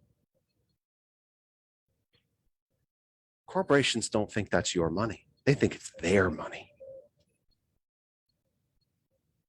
Even the money that Trump gave you, they don't think that's your money. They think it's theirs. So how do they take it back from you? They raise prices on everything. Unemployment, that's not yours, that's ours. Mortgage relief, that's not yours, that's ours. Child tax credit, that's not yours, that's ours. That's our money. So they've raised prices to more than compensate for the extra money that's been put back in your pocket to help you survive a global pandemic as this country creeps up on 1 million dead. That's not your money. What's our money? Social Security, that's not your money, even though you paid into it. Privatize it. That's our money. Medicare, you paid into it. You're being taxed to pay for it. That's not your money. That's our money. 40% of it privatized. $1 trillion for the Department of Defense. That's not your money. It's not your defense. That's our money. There's another $100 million jet, a $500 million helicopter that no one asked for, that the Army itself didn't want. That's not your money. That's our money. 50% of the defense budget privatized. A scary percentage of the CIA privatized. Private corporations dealing with classified intelligence. That's not your money, that's our money. We're the corporations, we know better, that's our money. This isn't inflation, it's price gouging. This isn't inflation, it's fascism. Corporations running government. And even with a Democratic president, it has become to a point where it has gotten to a point where it has become nearly impossible to stop it. When you look at the divisiveness and the polarization in this country now, you have to please think to yourself, the corporations, the rich, and the Republicans that they own have decided that authoritarianism is better than possibly seeing the profits get cut. They have decided that fascism, authoritarianism, an end of the American experiment itself is better than possibly seeing their profits cut. Think about that. Jeff, let's go back to the classic definition of fascism. There's several, but basically it's the merger of corporate and state interests and combining authoritarianism with capitalism. It's the merger of corporate and state interests and the unbridled use of government power to further corporate aims. Exactly. Right. I'm well aware. I'm living it. I'm living it. We're all living it. Randall, I'm gonna say goodnight, but here, let me just tell you and everyone else very quickly. We will be back next week and the week after. Guests are already in place. Surprise, surprise. Next week, our guest is Laura Shadle. She is somewhat of a friend of mine. We don't know each other too terribly well, but we do know each other a bit. She is she works for Representative Scott Conklin in the PA State House, but she's also doing a lot of work surrounding redistricting in the Commonwealth of Pennsylvania. And again, for our good and dear listeners and viewers who are outside of Pennsylvania, this is affecting you too. Now, New Jersey, I think, has been taken care of pretty quickly. Their maps, New York, I think, has been taken care of pretty quickly. I haven't heard anything about the Republicans have district West Virginia rather neatly. Ohio, they are in court. There's about 11 to 17 states that have not solidified their new districts yet. So this is, you might be wondering to yourself, what's so fun about listening to redistricting in PA, because you're doing it too. It affects you too. It does. If Pennsylvania is gerrymandered to send, we have 11 Congress people or 14 Congress people. Gosh, I'm forgetting. We lost one. If we send 10 Republicans and 1 Democrat because the districts are all gerrymandered, that affects you in Nevada. Trust me, it does. So you're going through redistricting too. So we're going to talk to her about redistricting. I think her boss, Mr. Conklin, might make an appearance as well. And then on March 6th, candidate for lieutenant governor in the Commonwealth of Pennsylvania, Brian Sims, is scheduled to be here. And I'm really looking forward to that one. Nobody currently booked after that. I continue to get great reaction, compliments, and don't compliment me, compliment the guests, compliment Randall, Patricia, Christopher for getting for the program that we did 2 weeks ago about religion and politics and evangelicalism. I continue to get comments and praise for that. The praise is not mine. It's the good friends of the program who helped get the guests together, and the guests themselves for being brilliant people and for being willing to be here and share so much time with us. It's not up to me. I didn't do that. They did that. And we will have to have them back because I'm not sure that we were done with that topic, but it was a great one. Whatever last thoughts you got, Randall, then I need to say goodnight to everybody and get to my other meeting. Say one thing. Yes, sir. You said, quote, Mark Legranzi. Hope I mispronounced that. And Randall Sanfoni to connect. You two would become fast friends and have a lot to talk about. Well, I don't know how to find you, Mark, on Facebook, but I'm on Facebook. You two can put a friend request in. Yeah, you find each other. I'm not good at this technology. Yeah. Okay? You'll figure it out. It's Facebook. You'll connect with each other, and I have a feeling you guys will have a lot to talk about. I think you're very similar. Well, we'll find out. But you know what? I'm going to take your advice, Jeff, because I respect you, young man. I'm not young. You're younger than I am by much. All right. Thank you for being here, Randall, and thanks for being so patient. That was a real experiment technologically to do the 2 meetings there at the same time. So I hope that came across pretty well to all of you out there in Radio Land and across the Facebook universe. We appreciate you being here, Randall, and I will talk to you, of course, next week. I'm sure you'll have questions for the guests next week. Love you, bro. You stay safe, my friend. You stay safe this week. God bless to you too. That's our dear friend, Randall. He is a great friend of the show. He's such a great friend of the show. So wonderful. Some of the people that I've met throughout this program, it's just been brilliant. It's 8:26. We need to wrap up. Listen, we will be back here again next week. Again, Laura Shadle, and I believe Scott Conklin will be here on the program live talking redistricting and legislation and just what's happening in Harrisburg. And the following week, March 6th, Democratic candidate for lieutenant governor in the primary, representative from the Philadelphia area, Brian Sims, a friend of mine, I'm proud to say, and going to be friend of the program very shortly. Until then, this week, as I always tell you, please just stay safe.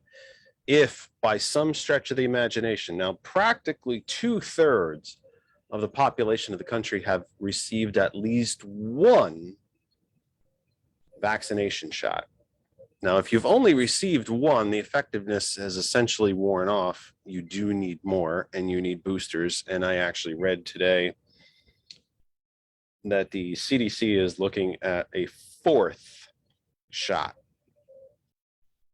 If CDC thinks that this disease is bad enough that you need 4 vaccines from it, then it should tell you that the disease is serious.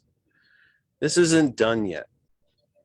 I don't think we are ever going to go back to a stay-at-home guideline. I don't think we're ever going to go back to shelter, what was essentially sort of a shelter in place. I don't think any of that is going to happen. I think those days are gone. But even the Queen of England was the Queen.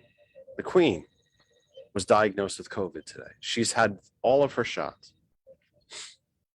She's 95, but believe it or not, has no comorbidities that would have led this, and she got it. Now, reportedly, she feels as if she has a mild cold and is actually still working. But is there anybody on the planet who gets better health care than the Queen, and she's still got COVID? We're not done with this yet. It is much, much better, infinitely better than it was. But we're not done yet. I beg you all, if you have not had a vaccine yet, by God, please go get one. It doesn't hurt. I promise. It doesn't hurt. Go get a vaccine. I'm asking you, I'm begging you, please do so. As far as, again, we'll be back live next week and on March 6th. No scheduled guests past March 6th, so I better get to work. But we will be back here with you. We hope you enjoyed what we tried to do technologically tonight. We hope you heard everything. I know it was very, very different to have kind of 2 meetings going on. It was we worked on it a very long time. We hope you enjoyed it. We hope you got some information out of it. I must thank Andre Reames for becoming a new member of the family. Again, he's a Democratic candidate running for the Pennsylvania State House of Representatives from the 189th district. And what's funny is I know who he's running against because her and I are friends too. So hopefully she will join us at some point. We want to be fair with everybody. Simply, it isn't automatically an endorsement just because you appear on the program, but we like hearing from candidates. We like hearing about what they think, how they feel about certain issues, how it is to be a candidate, how it is to campaign, their experiences. It's been a very difficult thing to be a candidate the last 3 years. And I say 3 years because really this pandemic, late 2019, 2020, all of 21, and now into 22. It's a very difficult thing to enter an area of life where you need to meet people and engage with people face to face, and then you can't. It's a hard thing, or at least you have to be exceptionally careful about how you do it, at least in where we are right now.